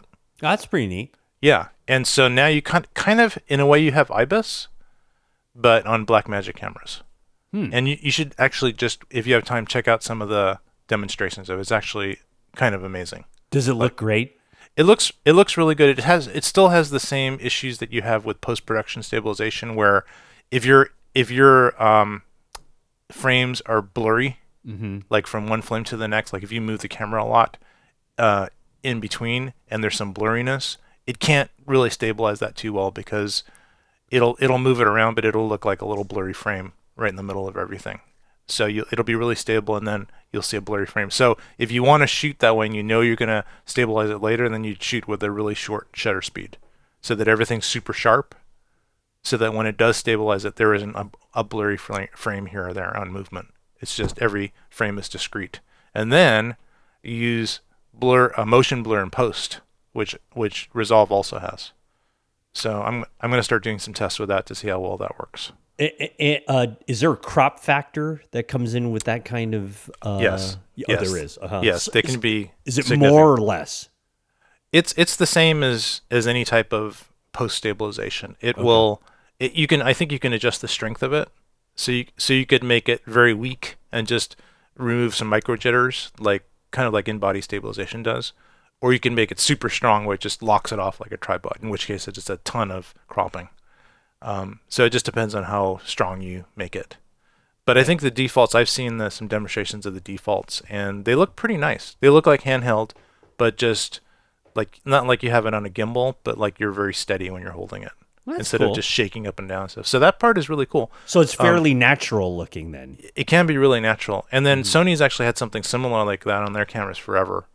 And the problem is that I don't necessarily want to have to put my stuff through some third-party processing before I bring it into, my editor program, into Premiere, or I'd rather have it all in one app, like all in DaVinci or all in Premiere Pro. Yeah. So, anyway, I guess this is just a little, philosophical talk to end this episode. Hey, it's really interesting because you know what? I mean, when we look back at the origins of TechMove and what we were looking for in cameras to where we are now, it really is amazing how far it's come. And it is. And what is possible at what is actually very reachable and obtainable price tags.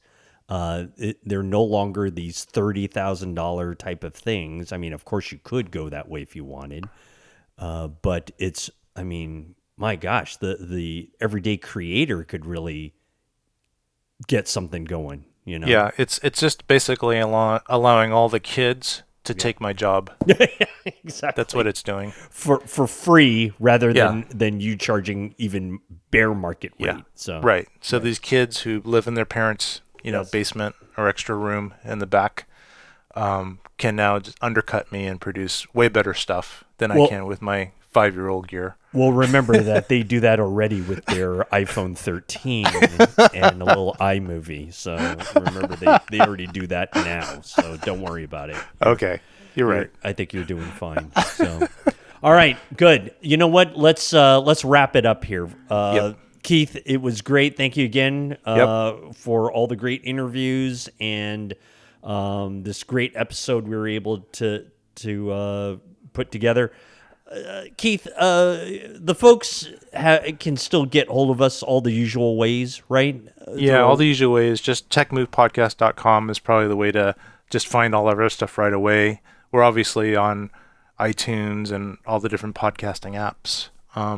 So if you can if you want to find out where we are, just go to the website and it'll tell you how to find us with links. That's the most updated way. So we really appreciate it. We also, folks, want to ask you to subscribe and, give us a little review. Of course, only good reviews, but even if you have something cross to say, just tell Keith.